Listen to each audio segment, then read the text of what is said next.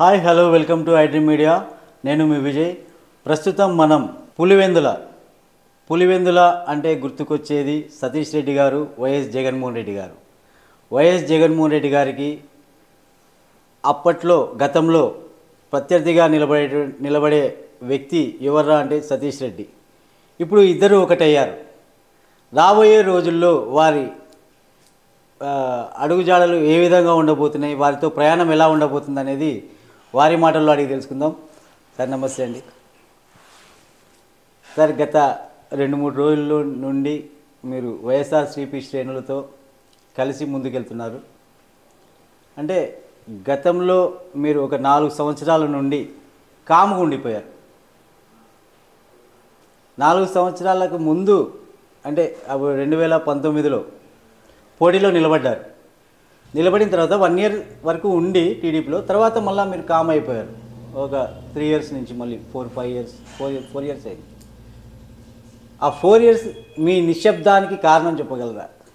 1999లో మొట్టమొదటిసారి తెలుగుదేశం పార్టీ అభ్యర్థిగా పులివెందుల నియోజకవర్గం నుంచి నేను కంటెస్ట్ చేయడం జరిగింది, రాజశేఖర రెడ్డి గారికి వ్యతిరేకంగా.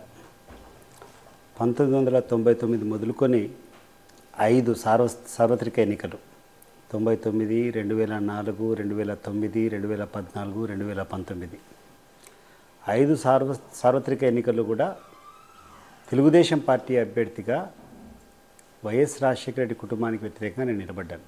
3 సార్లు రాజశేఖర రెడ్డి గారి పైన, 2 సార్లు జగన్మోహన్ రెడ్డి గారి పైన.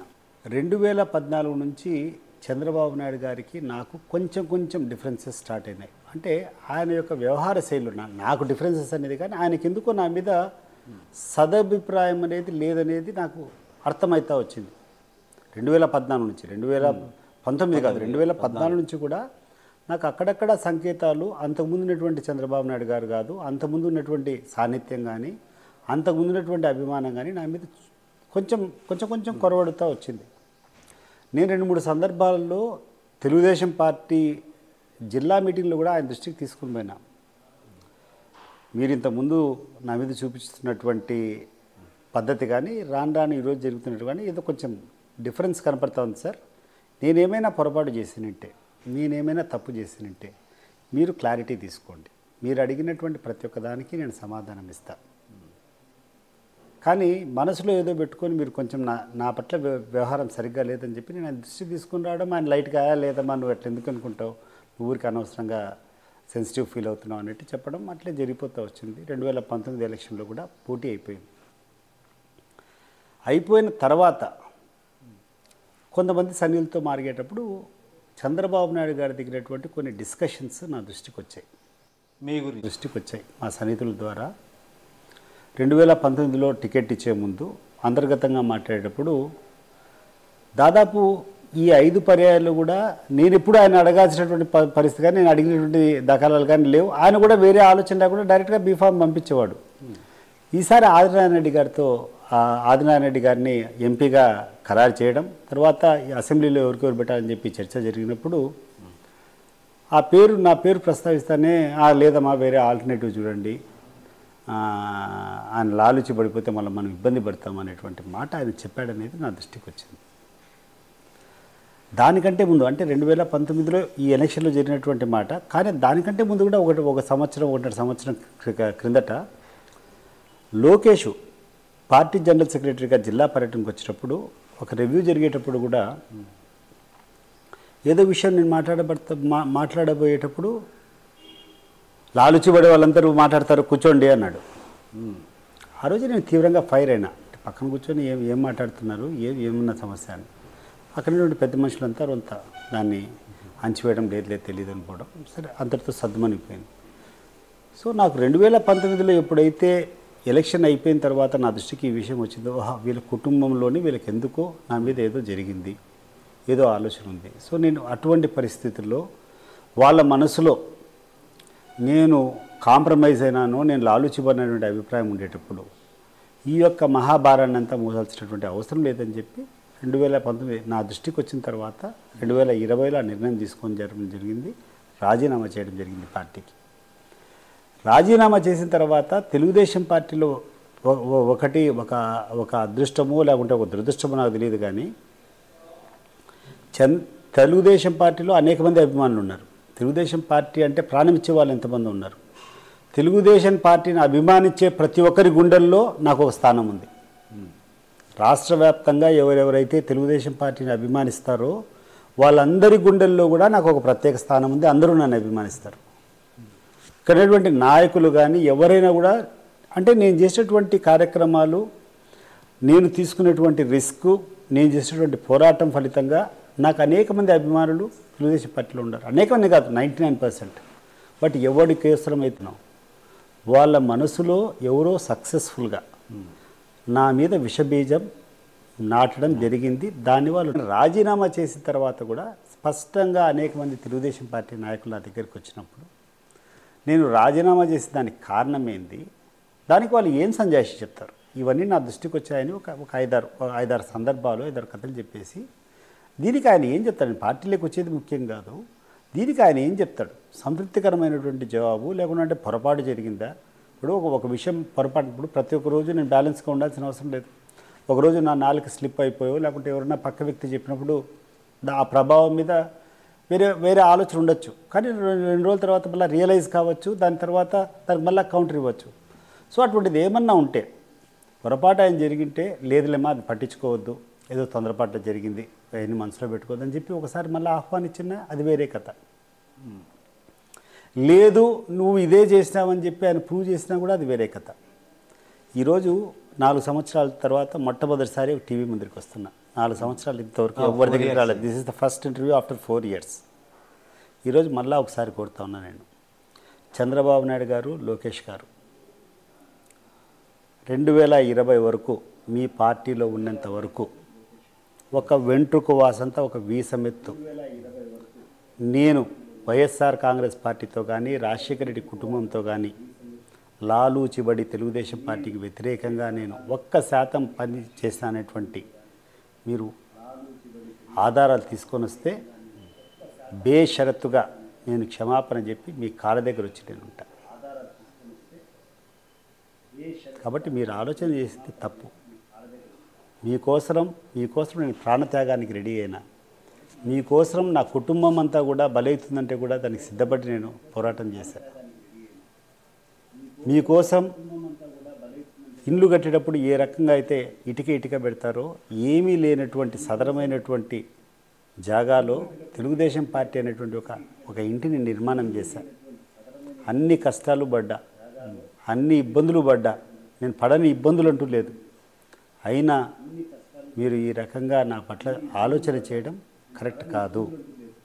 మరొకసారి ఈ సందర్భంగా నేను చంద్రబాబు నాయుడు గారికి కానీ లోకేష్ కానీ చెప్తున్నాను, మీరు నమ్మకానికి విశ్వాసానికి పాత్రుడిగా ఉన్నారు వాళ్ళ దగ్గర.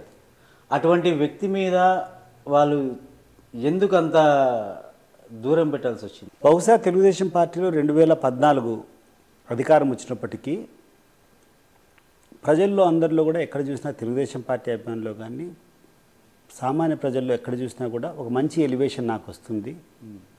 ఎందుకంటే ఇన్ని రోజులు ఒక 20 సంవత్సరాలు పోరాటం చేసి ఒక ప్రధానమైనటువంటి రాజకీయ ప్రత్యర్థి పైన తెలుగుదేశానికి పార్టీ రాజకీయ ప్రత్యర్థి అనేటువంటి కుటుంబం మీద పోరాటం చేస్తున్నారు కాబట్టి మంచి ఎలివేషన్ వస్తుందని ప్రతి ఒక్కరూ ఆలోచన చేశారు. అదే నాకు ఒక శాపమైనట్టుంది చూస్తూ ఉంటే. కొంతమంది శక్తులు తెలుగుదేశం పార్టీలోనే అంతర్గతంగా ఉండేవాళ్ళు ఎక్కడ నేను ఎత్తుకు ఎదిగిపోతానో, ఎక్కడ నేను ఉన్నతమైనటువంటి పదవికి పోతానని చెప్పి నాకు అడ్డుకట్టు వేసేదానికి సక్సెస్ఫుల్గా జరిగినట్టు నేను అనుకుంటున్నాను.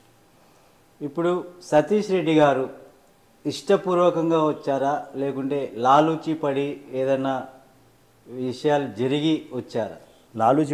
లాలూచి పడాలనేటువంటి ఆలోచన నాకుంటే రాజశేఖర రెడ్డి గారు ముఖ్యమంత్రి అయినప్పుడు 2004లో ఆ రోజు లాలూచి పడేవాడిని. నిజంగా నేను భయపడి లొంగిపోవాలనుకుంటే 2005లో నా మీద మర్డర్ కేసులు పెట్టి నేను జైలు పాలైనప్పుడు భయపడి లొంగిపోయి ఉండేవాడిని. ప్రలోభాలకు లొంగిపోయి నేను ఈరోజు రాజీనామా చేయాలంటే ఈరోజు తెలుగుదేశం పార్టీ నాయకులు నేను అడుగుతున్నాను, తెలుగుదేశం పార్టీ అధికారాన్ని అడ్డం పెట్టుకొని ఏ రోజైనా నా స్వార్థ ప్రయోజనాల కోసం నా ఆర్థిక ఎదుగుదల కోసం మీ దగ్గర ఎటువంటైనా మద్దతైనా తీసుకున్నానా? 27 సంవత్సరాలు అంటే 1993-94 నుంచి 2020 వరకు నేను పార్టీకి రాజీనామా చేసినంత వరకు నేను చేసినటువంటి సేవలో ఏ రోజైనా తెలుగుదేశం పార్టీని కానీ చంద్రబాబు నాయుడు గారిని ఉపయోగించుకొని నా స్వార్థానికి నేను ఆర్థికంగా ఎదగడానికి ఎప్పుడన్నా కృషి చేశానని వాళ్ళని ఆలోచన చేసుకోమని చెప్పండి. ఇప్పుడు వేరే వాళ్ళని అడిగే క్వశ్చన్ కాదు. This question has to be answered by Chandrababu Naidu గారు. 27 సంవత్సరాలు నేను ఆయనకు సేవ చేశా. నేను ఆయన దగ్గరికి అనేక రోజులు అనేక సమస్యలు తీసుకొని పోయినా, ఆయన ద్వారా అనేక ప్రాబ్లమ్స్ కూడా అడ్రస్ చేయడం జరిగింది. అనేక సమస్యల పరిష్కారం కూడా చేసుకున్నాం. దాని గురించి డౌట్ ఏం లేదు. నాకేం పూర్తిగా ఆయన నిరాకరించినాడని చెప్పడం లేదు, పూర్తిగా నాకేదో ద్రోహం చేసినాడని చెప్పడం లేదు. అనేక సందర్భాల్లో చాలా కార్యక్రమాల్లో ఇక్కడ ఉన్నటువంటి లోకల్ పరిస్థితి సహాయాలు చేయడం కానీ పార్టీని బిల్డప్ చేసేటువంటి కార్యక్రమాల్లో కొన్ని సహకారం చేశాడు. కానీ 2014 నుంచి కొంచెం కొంచెం ఆయన యొక్క వ్యవహారంలో ఆయన నాతో వ్యవహరించే తీరు మార్పు కనపడింది. 2019లో జరిగిన తర్వాత ఇంకా పూర్తిగా మనస్తాపానికి. ఎందుకంటే Telugu Desam party is regional party. ఒక రీజనల్ పార్టీలో మనం సర్వైవ్ కావాలంటే it entirely depends upon your relationship with the leader. ఆ నాయకుడి గుడ్ లుక్స్లో ఉండాలంటే నువ్వు పార్టీలో ఉండాలా, లేకుండా ఉంటే నువ్వు బయటకు వచ్చేసేయాలి. సో నేను ఇంత తీవ్రమైనటువంటి పోటీ, ఇంత కష్టమైనటువంటి కాన్స్టిట్యుయెన్సీలో పోటీ చేసేటప్పుడు ఆయన మనసులోనే మన మీద మంచి అభిప్రాయాలు లేనప్పుడు కొనసాగడం కరెక్ట్ కాదు. ఓకే, అదే చెప్పి నేను బయటకు వచ్చేసా. మళ్ళీ దానికి సంతృప్తికరమైన ఇప్పుడు నన్ను తిరిగి పార్టీలో ఉంచుకోవాలనుకుంటే అది వాళ్ళ చేతిలో ఉండింది. కానీ దురదృష్టం ఏంటంటే 4 సంవత్సరాలు స్తబ్దుగా ఉన్నటువంటి వాళ్ళు, ఈ 4 సంవత్సరాలు స్తబ్దుగా ఉన్నటువంటి వాళ్ళు, నేను అడిగినటువంటి ప్రశ్నలన్నీ వాళ్ళ దృష్టికి పోయినాయి. దానికి ఏ రకంగా అయినా సంజాషి అయినా ఇచ్చు, లేకుండా ఉంటే కన్నా దాన్ని లేదు పట్టించుకోవద్దులే మళ్ళీ రానైనా ఆహ్వానించవచ్చు. పట్టించుకోకుండా ఒక వారం కిందట నాకు జగన్మోహన్ రెడ్డి గారు పార్టీలోకి ఆహ్వానించిన తర్వాత మళ్ళీ గుర్తు రావడం అనేది సమంజసంగా నాకు అనిపించడం లేదు. అది స్వార్థ రాజకీయం, ఇప్పుడు అవకాశ రాజకీయం. నిజంగా నా మీద ప్రేమ ఉంటే 4 సంవత్సరాలు ఎందుకు పిలవలే? 4 సంవత్సరాలు ఎందుకు ప్రయత్నం చేయలేదు? ఎంతోమంది నాయకులు వస్తున్నారు. అంటే చంద్రబాబు నాయుడు గారు పంపించకుండా అనేక మంది నాయకులు in interest of the party. మీరు లేకుంటే ఎట్లన్నా మీరు రావాలా, లేకుంటే మీరు నువ్వు రా సతీష్, మనమంతా ఒక party. Definitely I felt it was my family. నిజంగా 2020లో నేను తెలుగుదేశం పార్టీకి రాజీనామా చేసినప్పుడు నా కుటుంబ సభ్యులంతా, నా భార్య కానీ మా తమ్ముడు కానీ, అంటే మా అక్క ఎప్పుడు యాక్టివ్గా ఇక్కడ నేను ఎప్పుడు ప్రచారం చేస్తాను, అసలు నన్ను చూసినప్పటి నుంచి కన్నీటి పర్వం అవుతాండ్రు మనమేది తెలుగుదేశం పార్టీకి రాజీనామా చేయడం అనేది. బట్ నిజంగా ఎవడి కోసం అయితే త్యాగం చేశానో వాళ్ళకి ఎటువంటి ఫీలింగ్స్ కానీ ఏమీ కానీ లేవు. 4 సంవత్సరాలు పర్లేదు, ఇట్స్ ఓకే, ఐ యాక్సెప్ట్. నీకు నా మీద మంచి అభిప్రాయం లేదు, వద్దనుకున్నావో లేకుంటే ఇంకోటో నేను బయటకు వచ్చేసాను. వచ్చిన తర్వాత వైఎస్ఆర్ కాంగ్రెస్ పార్టీ వాళ్ళు పిలిచిన తర్వాత నీకు అప్పుడు ఎందుకు గుర్తుకొచ్చా నేను? ఇది అవకాశవాద రాజకీయం కాదా? వైఎస్ గారు మీకు ఆహ్వానం పలికినప్పుడు మీరు ఏం చెప్పారు? ఈ 4 సంవత్సరాల సందర్భంలో మేము స్తబ్దుగా ఉండేటప్పుడు అనేక మంది ఇక్కడ ఉన్నటువంటి ఈ ప్రాంతంలో ఉన్నటువంటి అనేక మంది మా అభిమానులు కానీ నాతో పాటు అనేక కార్యక్రమాలు పాల్గొనంతా కూడా అంటే ఒక పొలిటికల్ యాక్టివిటీకి దూరంగా ఉన్నాం. ఏదైనా ప్రజాసేవ చేయాలనేది చిన్న చిన్న సమస్యలు వచ్చినా కూడా చెప్పేదానికి బాగలేదు. మీరు ఏదో ఒక మెయిన్ స్ట్రీమ్లోకి పాలిటిక్స్లోకి రాకుండా ఉంటే బాగుండడం లేదు, అసలు మాకు నచ్చడం లేదు, మీరు యాక్టివ్గా మీరు రావాలా, మీరు రాకుండా ఉంటే మా అందరి పరిస్థితి అని చెప్పి చాలామంది నాకు చెప్పడం జరిగింది. సో నా ముందర నేను తిరిగి పొలిటికల్ రీఎంట్రీ చేయాలంటే ఉన్నటువంటి ఆప్షన్స్ ఏదంటే either I should go and join back in Telugu Desam party, లేకుండా అంటే వైఎస్ఆర్ కాంగ్రెస్ పార్టీలో అన్నా చేరాలా, లేకుంటే బీజేపీలో అన్నా చేరాలా, లేకుండా అంటే కాంగ్రెస్ పార్టీలో అన్నా చేరాలా, లేకుండా ఉంటే జనసేన అన్నా చేరాలా. 5 ఆప్షన్స్ కంటే ఏమి లేవు. So Janasena Telugu Desam party 2 align అయినాయి కాబట్టి it doesn't make a big difference. Okay, so ఏ పార్టీ ఆ పార్టీలో చేరినా తెలుగుదేశం పార్టీలో ఒకటే. రెండోది బీజేపీ పార్టీలో నేను చేరాలనుకుంటే సిద్ధాంతపరంగా అనేక మంది మైనారిటీస్లో ఒక మనసులో అనేక మంది మైనారిటీల ప్రస్తుతం బీజేపీ మైనారిటీస్ వ్యతిరేకమైనటువంటి భావన ఉంది. అండ్ మా ప్రాంతంలో వేంపల్లిలో కానీ పులివెందుల్లో కానీ చాలా సంఖ్యలో ఈ మైనారిటీస్ అందరూ ఉండరు. సో మా రాజకీయ మనుగడ సాధించాలంటే బీజేపీలోకి పోయి మనుగడ సాధించడము ఈ రకమైనటువంటి ఫీలింగ్లో కష్టం. ఇంకోటి కాంగ్రెస్ పార్టీ అనేది ఉంది. కాంగ్రెస్ పార్టీ అనేది ఈ రాష్ట్రంలోనే ఎప్పుడైతే రాష్ట్ర విభజన జరిగిందో, రాష్ట్ర విభజనకు కాంగ్రెస్ పార్టీ కారణమని చేసిన తర్వాత ఆల్మోస్ట్ చాలా నిర్వీర్యం అయిపోయింది ఆ పార్టీ. సో ఆ పార్టీ లేకపోయినా కూడా దానివల్ల ఎటువంటి బెనిఫిట్స్ ఉండవు. మిగిలిన రెండు YSR Congress party, Telugu Desam party. So Telugu Desam పార్టీలో ఆయన దగ్గర అనుమానం ఉండేటప్పుడు, ఆయన దగ్గర అటువంటి మనసు స్థానం ఉండేటప్పుడు నేను అడిగిపోవడం కరెక్ట్ కాదు. ఒకసారి నమ్మకం కోల్పోయిన తర్వాత తిరిగి అడిగిపోవడం అనేది అంటే పోయిండొచ్చు. అంటే నిజాయితీగా ఆయన కూర్చొని దానికి కారణమో దానికి క్లారిటీనో, లేదమ్మా ఒక గంట సేపు కూర్చుందాం మాట్లాడదాం, ఈ వెట్ట జరిగినా ఏమన్నా ఒకసారి ఎవడో చెప్పింది పొరపాటు నేను నమ్మానని చెప్పింటేనో, లేకుంటే ఏదో ఒక రకంగా చేసినట్టే పోయిండొచ్చేమో. ఇంకోటి ఏంటంటే వైఎస్ఆర్ కాంగ్రెస్ పార్టీ 27 సంవత్సరాల నుంచి వాళ్ళ కుటుంబం మీద పోరాడుతున్న వాళ్ళు. ఏ రోజైతే వాళ్ళన్నీ పక్కన పెట్టి 27 సంవత్సరాలకు వాళ్ళకు పెట్టేటువంటి ఇబ్బందులు, రాజకీయంగా వాళ్ళ మీద చేసేటువంటి పోరాటం అన్నీ మర్చిపెట్టి ఒక పెద్ద హృదయంతో రామ్ సుబ్బారెడ్డి గారు రీజనల్ కోఆర్డినేటర్, తర్వాత సురేష్ బాబు మన కడప మేయర్, ఆయన కూడా రీజనల్ కోఆర్డినేటర్ ఈ 2 జిల్లాలకు, కడప అండ్ అన్నమయ్య జిల్లాలకు. సో వాళ్ళని పంపించి ఆయన రమ్మని చెప్పండి పార్టీలోకి, బాగుంటుంది మా అందరికి కూడా అని చెప్పి ఆయన ఆహ్వానం పంపించినప్పుడు చాలా హ్యాపీ ఫీల్ అయినా. నన్ను ఎవరైతే 27 సంవత్సరాలు ఉపయోగించుకున్నారో వాళ్ళేమో కనీసం నాతో మాట్లాడిన ప్రయత్నం కూడా చేయలేదు. ఎవరితో అయితే నేను పోరాటం చేశానో వాళ్ళు నన్ను గుర్తించి మీరు వస్తే బాగుంటుంది, మీరు వస్తే మాకు ఉపయోగం ఉంటుందని చెప్పి ఆహ్వానం పంపించినప్పుడు నాకు కొంచెం టైం ఇవ్వండి, ఒక 2-3 రోజులు మా అంచత నిర్ణయం అనేది తీసుకోవడం నేను నా వ్యక్తిగతం కాదు కదా, రాజకీయాలు చేయాలన్నప్పుడు సమిష్టి నిర్ణయం తీసుకోవాలా. మా అనుచరులు కానీ నాతో సేలేటటువంటి నాయకులు, మా బంధువులు, మిత్రులు అందరినీ కూడా కలుసుకున్న వాళ్ళ అభిప్రాయాలు తీసుకొని నాకు 2 రోజులు టైం అని చెప్పి అడిగాను. 2 రోజులు టైం తీసుకున్న తర్వాత ఎప్పుడు కూడా ఒక అభిప్రాయం అనేది పూర్తిగా ఏకాభిప్రాయం అనేది ఉండదు. ఒక మిక్స్డ్ అభిప్రాయం వస్తుంది. కొంతమంది లేదన్నా మనం తెలుగుదేశం పార్టీలోకి పోవాలా, మన మాతృ సంస్థ కదా, ఇన్నేళ్ళు కూడా మనం పోరాటం చేశాం, ఆ పోరాటంలోనే అందరూ కూడా వాళ్ళకి వ్యతిరేక భావాలు ఉండేటువంటి వాళ్ళు వచ్చారని చెప్పి కొంతమంది చెప్పడం. కొంతమంది మనకు అక్కడ స్థానం లేనప్పుడు ఇంకా అక్కడ ఉండడం అనవసరం కదన్నా, మేమందరం కూడా ఇబ్బంది పడుతున్నాము, ఇట్లా పోతేనే మీకు 10 మంది చేయొచ్చు అనేటువంటి మాట చెప్పడం. 2 బైరేజ్ చేసుకున్న తర్వాత ఎక్కువ మంది ఇప్పుడున్నటువంటి పరిస్థితుల్లో చంద్రబాబు నాయుడు, లోకేష్ వ్యవహరిస్తున్నటువంటి వాళ్ళ వ్యవహార శైలిలో అక్కడ కొనసాగడం కరెక్ట్ కాదు.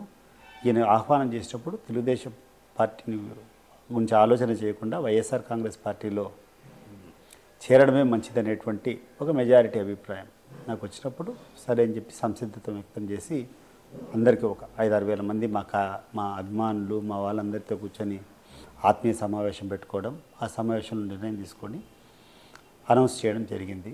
దాని తర్వాత వెంటనే మా కడప ఎంపీ గారు, రామ్ సుబ్బారెడ్డి వీళ్ళంతా కూడా ముఖ్యమంత్రి గారి దగ్గరికి వచ్చి పార్టీలో చేరమని చెప్పి ఆహ్వానించడం. 2 రోజుల కిందట 1వ తారీఖు అనుకుంటా, మార్చి 1వ తారీఖు ముఖ్యమంత్రి దగ్గరికి పోవడము, వైఎస్ఆర్ కాంగ్రెస్ పార్టీ కండవా కప్పుకోవడము, ఆ పార్టీలో చేరడం జరిగింది. నాయకుడి లక్షణాలు అంటే వాళ్ళ అనుచర వర్గం కానీ వాళ్ళని నమ్ముకున్న వారి అభిప్రాయాలని తీసుకొని తర్వాత మీరు రావడం జరిగింది. సంపూర్ణంగా అంటే ఒక నాయకునికి ఉండవలసిన లక్షణాలు. ఇప్పుడు మీరు వైఎస్ఆర్సీపీలోకి వచ్చారు, నెక్స్ట్ మీరు వేయబోయే అడుగులు వైఎస్ఆర్సీపీతో వేస్తూ రాబోయే ఎన్నికలను ఎదుర్కొంటారు. ఆ ఎన్నికల్లో టీడీపీ జనసేన పొత్తులో భాగంగా వస్తున్నారు. జనసేన అధ్యక్షుడు, జనసేన నాయకుడు ఈ విధంగా ఆలోచించాలి. మీరు చెప్పిన విధంగా అయితే నేను చెప్పినట్టే రాండి, నేను చెప్పినట్టే వెళ్ళండి, నా మాటే వినాలి అందరని. ఇప్పుడు బీటెక్ రవి గారు, భూమిరెడ్డి రామిరెడ్డి గారు ఇద్దరు కలిసి వస్తున్నారు. దాన్ని మీరు ఎలా ఫేస్ చేయాలనుకుంటున్నారు? అంటే ఇప్పుడు మీరు వైఎస్ఆర్సీపీ నుంచి మీకు ఆపోజిట్గా బీటెక్ రవి గారు, భూమిరెడ్డి రామిరెడ్డి గారు ఇద్దరు కలిసి వస్తున్నారు కదా. 27 సంవత్సరాలు నేను తెలుగుదేశం పార్టీలో ఉన్నా. తెలుగుదేశం పార్టీలో కూడా చంద్రబాబు నాయుడు గారిని నన్ను పూర్తిగా నిర్లక్ష్యం చేశానని చెప్పి నేను ఎప్పుడు చెప్పడం లేదు. బట్ ఒక సమస్య మీద పోయినప్పుడు ఆయన చూపించేటటువంటి చొరవ కానీ, ఆ పనుల పట్ల ఆయన చేయాల్సినటువంటి విధానం కానీ, నేను మొట్టమొదటిసారి నేను జగన్మోహన్ రెడ్డి గారితో మనసు విప్పి 1 నిమిషం కంటే మాట్లాడడం జరిగింది మొట్టమొదటిసారి. అంతకుముందు 2-3 సార్లు ఎదురుపడినా ఎక్కడ ఎలక్షన్స్లో ఎక్కడ ఎదురుపడ్డము, లేకుంటే కౌంటింగ్ టేబుల్ ఎదురుపడ్డము. వాళ్ళ ఫాదర్ చనిపోయినప్పుడు ఒకసారి సంతాపం తెలియజేయడానికి పోయినప్పుడు ఒక సెకండ్ ఒక నిమిషం మాట్లాడడం జరిగింది తప్పితే, నిన్న ఆయన దగ్గరికి పోయినప్పుడు ఒక 1.5 hour కూర్చొని మాట్లాడాను. 1.5 గంట ఆయనతో మాట్లాడిన తర్వాత ఒకటే ఒక అభిప్రాయం నాకు వచ్చింది. అసలు ఇంత మంచి మనుషుల మీద నేను పోరాటం చేశాను ఇన్ని రోజులు. అసలు ఇటువంటి అభిప్రాయం ఉండే వాళ్ళ మీద నేను ఇన్ని రోజులు పోరాటం చేశాను అనేటువంటి బాధ, భవిష్యత్తులో ఇంకా వీళ్ళ కోసం పనిచేసేదానికి అవకాశం వచ్చిందనేటువంటి సంతోషం రెండు కూడా ఆ సందర్భంలో కలిగాయి. జస్ట్ విత్ దట్ 1.5 hour మాకు జరిగినటువంటి సంభాషణ మధ్య. నేను ఏ రోజన్నా చంద్రబాబు నాయుడు గారి దగ్గరికి పోయి ఏదైనా సాధించాలంటే ఒక యుద్ధం చేయాల్సి వచ్చేది. దాని ఒక పని సాధించుకోవాలంటే 5 సార్లు పోవడము, 10 సార్లు పోవడము, దానికి రకరకాలైన ఆంక్షలు పెట్టడము, లేకుంటే దానికి రకరకాల మెలికలు పెట్టడము, భంగపోవడము, లేకుంటే ఏదో ఒకటి పడ్డం. దానికి ఒక విధానం వేరు. అపాయింట్మెంట్కి అపాయింట్మెంట్ నాకు ఇప్పుడు చంద్రబాబు నాయుడు గారితో అటువంటి ప్రాబ్లం ఏం లేదు. కానీ బట్ ఒక పని చేయాలంటే దానికి చేయాల్సినప్పుడు ఆయన దగ్గర నుంచి వచ్చేటువంటి కథ. నిన్న జగన్మోహన్ రెడ్డి గారి దగ్గరికి పోయినప్పుడు 1 గంటలో నేను ఆయనతో మాట్లాడిన తర్వాత వచ్చినటువంటి ఆ నమ్మకము, ఆ విశ్వాసము, ఆ ధైర్యము నిజంగా ఎవరు కూడా లైఫ్లో పొందలేరు అనుకుంటా. The confidence that he has given me in that 1 hour is more than what Chandrababu Naidu has given me for the last 27 years. ఆయన ముఖ్యమంత్రి స్థాయే. చంద్రబాబు నాయుడు గారు 14 సంవత్సరాలు ముఖ్యమంత్రిగా ఉన్నారు. జగన్మోహన్ రెడ్డి గారు 5 ఏళ్ళ ముఖ్యమంత్రిగా ఉన్నింది. కానీ ఆ 1 గంటలో ఆయన నాకు ఇవ్వగలిగినటువంటి భరోసా, ఆ 1 గంటలో ఆయన నాకు ఇచ్చినటువంటి ఆ నమ్మకము, నా మీద చూపించినటువంటి విశ్వాసము, నిజంగా ఆ గంట అయిపోయి బయటకు వచ్చిన తర్వాత నా మనసులోంచి నేనే ఇంకా లైఫ్లో, ఇంకా జీవితంలో ఎన్ని ఇబ్బందులున్నా, ఎన్ని కథలున్నాయి, అటువంటి వ్యక్తి దగ్గరనే ఉండాలా, అటువంటి వ్యక్తి కోసమే నేను పోరాటం చేయాలనేటువంటి నిర్ణయం తీసుకోవడం జరిగింది. ఈ విషయం బయట వేరే మిత్రులతో మాట్లాడేటప్పుడు, ఎందుకు నువ్వు అంత ఎక్స్ట్రాడినరీగా చెప్తాడు, ఏముంది నువ్వు చేరాలనుకున్నా చేరినావు, ఏం లైఫ్ లాంగ్ నువ్వు ఆయనకే చేయాలా, ఎందుకు అంతగా మాట్లాడతాడు ఏమన్నాడు. నేను I said it is voluntary. అది నా మనసులోంచి వస్తుంది. ఇప్పుడు నేను రాజకీయాలకు కొత్త కాదు.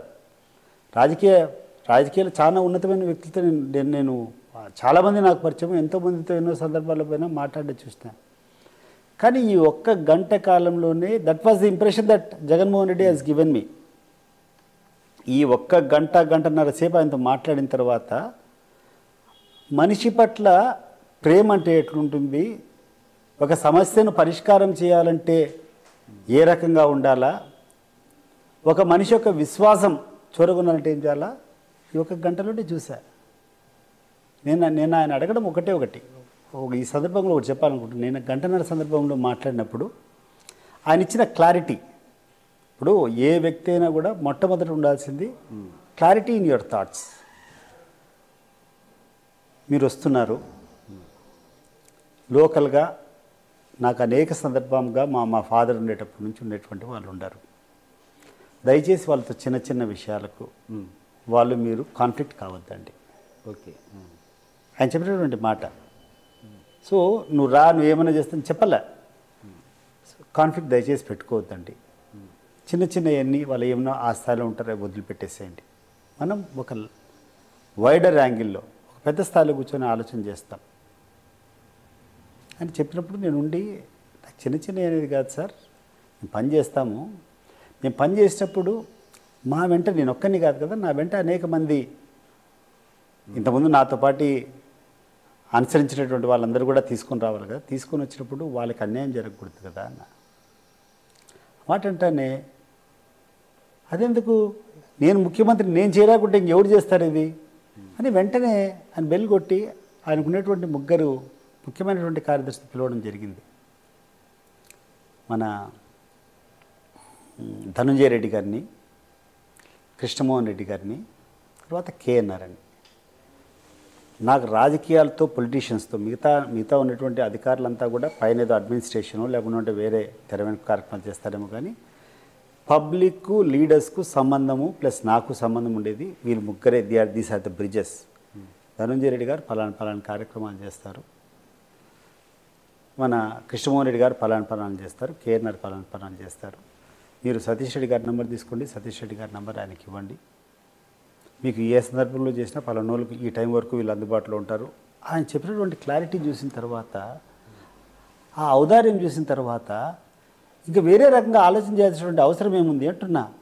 నేను ఒక్క ఎలక్షన్ కూడా వాళ్ళకి చేయలే, ఒక్క రోజు కూడా వాళ్ళకి ఓటేయాలి ఇంతవరకు. ఎప్పుడో 1989లో మా ఫాదర్ అంతా కలిసినప్పుడు 1989లో ఒకసారి చేశాను తప్పితే మిగతా సార్ అంతా కూడా నాకు గుర్తున్నప్పటి నుంచి నేను వాళ్ళకు వ్యతిరేకంగానే పోరాడినా. ఎప్పుడు వీలైతే అప్పుడు వాళ్ళు డ్యామేజ్ చేయాలనే చూసా, వాళ్ళకి నష్టపెట్టాలనే చూసా, వాళ్ళు కష్టపెట్టాలనే చూసా. నేను పోతానే కూర్చొని అవుట్రైట్ కూర్చొని నీకు ఏమి కావాలో చేయించుకోండి, ఇదో వీళ్ళు ఉంటారు మీ అంచనా కూడా చేయించుకోండి అని చెప్పినటువంటి వ్యక్తి ఆ ఔదార్యం చూసిన తర్వాత వేరే ఆలోచన ఎందుకు వస్తుంది చెప్పు. సో టోటలీ ఆయనను రిసీవ్ చేసుకునేటువంటి విధానం, ఆయన నాకు ఇచ్చినటువంటి ఊతం, ఆ గంట సేపట్లో పబ్లిక్ గురించి జనాలకు మనం ఏం చేసినటువంటి ఆలోచన చేసినటువంటి నేను ఎందుకంటే ఎప్పుడు కూడా నేను చూస్తే మా ఇంట్లో ఆంధ్రజ్యోతి పేపర్ వస్తుంది, లేదా అప్పుడప్పుడు ఈనాడు పేపరు, ఆంధ్రజ్యోతి ఈనాడు చూస్తుంటే మేము సాక్షి పేపర్ అనేది నేను ఎప్పుడు చూడను. ఎప్పుడు చూసినా ఆయనకు వ్యతిరేకము. మేము ఎప్పుడు కలిసినా కూడా ఇంతకుముందు అంతా కూడా జగన్మోహన్ రెడ్డికి వ్యతిరేకమైనటువంటి వర్గంతో కలవడము. మా ఐడియా అంతా only one side of the coin. నేను జీవితాంతం ఇప్పటి వరకు నేను చూసింది ఏంటంటే నానానికి ఒకవైపే చూస్తాను, ఇంకొక వైపు నేను చూడలే. సో ఆయన మీద వ్యతిరేకం ఉండేటివే నా మనసులో ఉన్నాయి. ఆయన ఏదో అహంకారంగా ఉంటాడని, ఆయన ఏదో ఎవడికి అందుబాటులో ఉండడని, రకరకాలంతా ఆయన మీద వ్యతిరేకం ఉండేటువంటివి ఉన్నాయి. తర్వాత ప్రజాహితమైనటువంటి నిర్ణయాలు తీసుకోవడని, అన్నీ డిస్ట్రక్టివ్గా ఉన్నాయని రకరకాలు.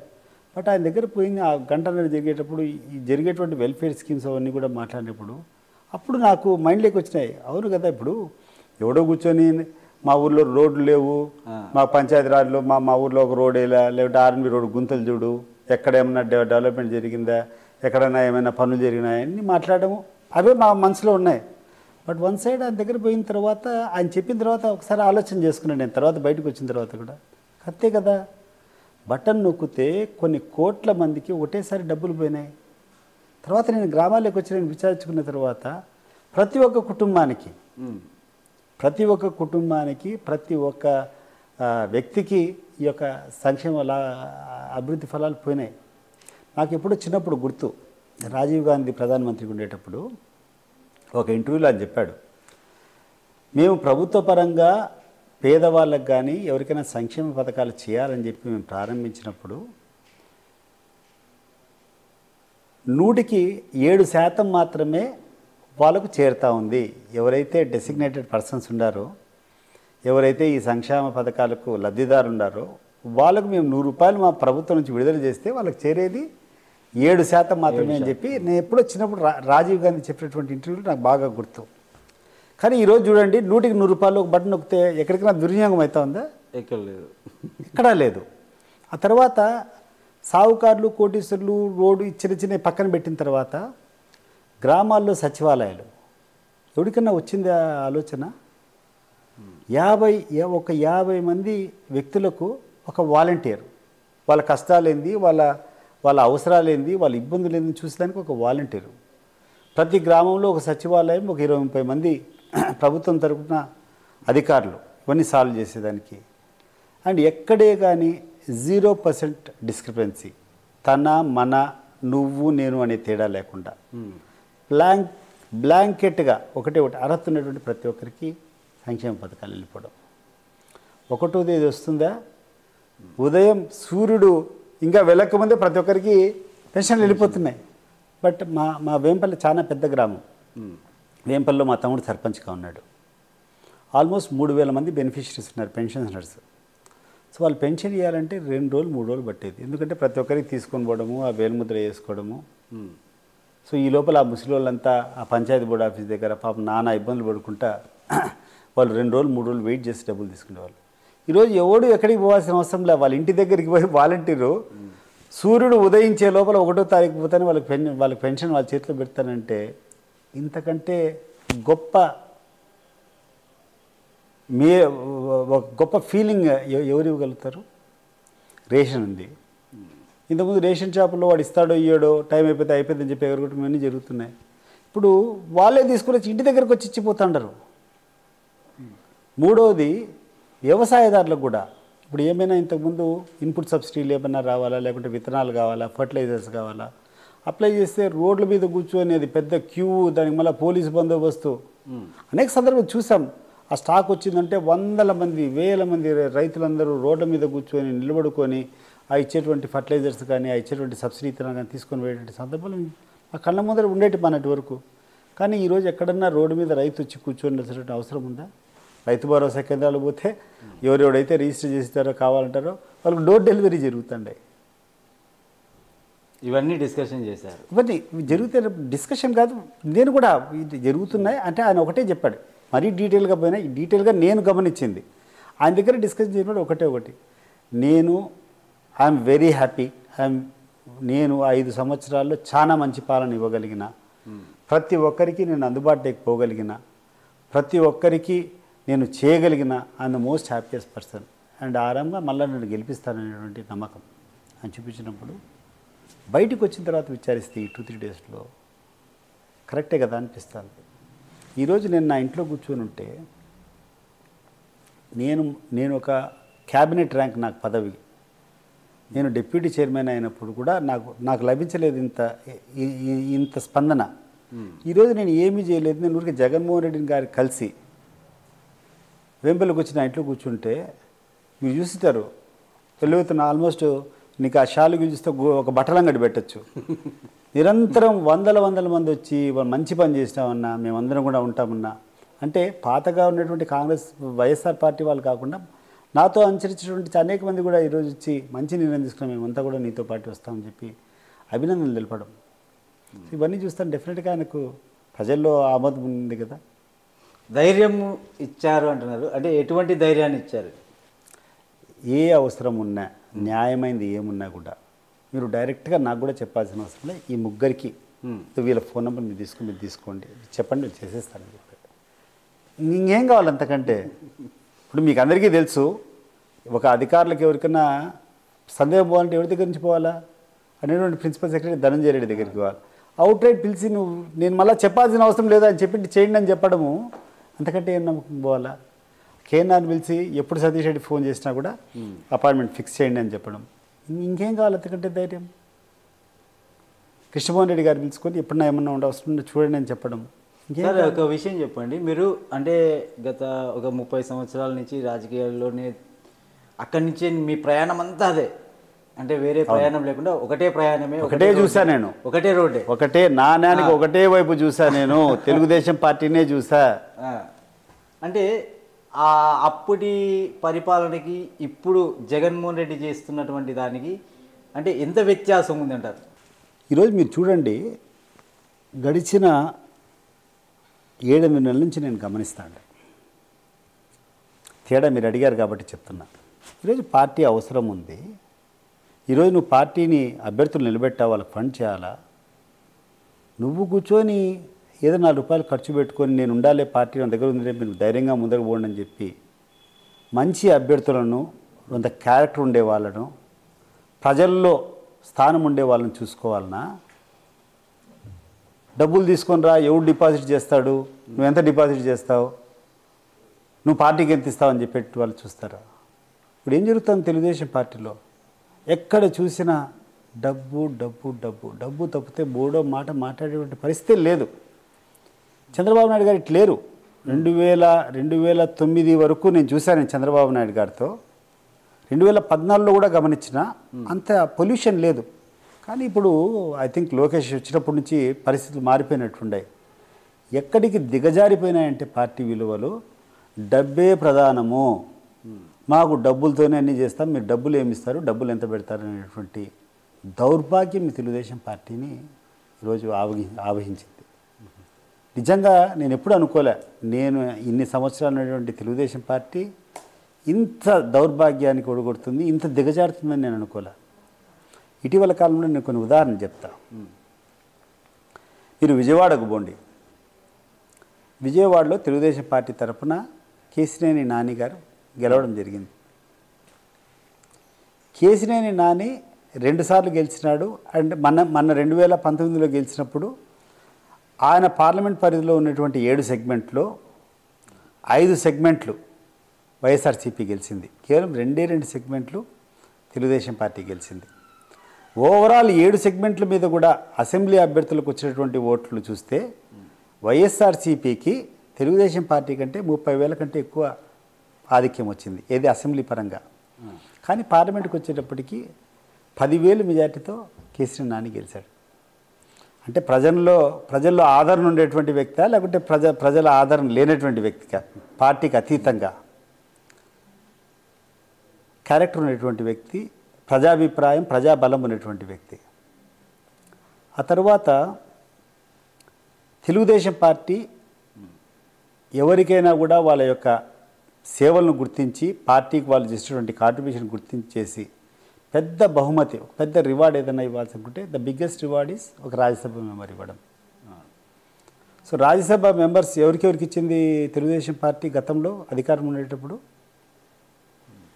సీఎం రమేష్ గారికి 2 సార్లు ఇచ్చిందా? సుజనా చౌదరి గారికి 2 సార్లు ఇచ్చిందా?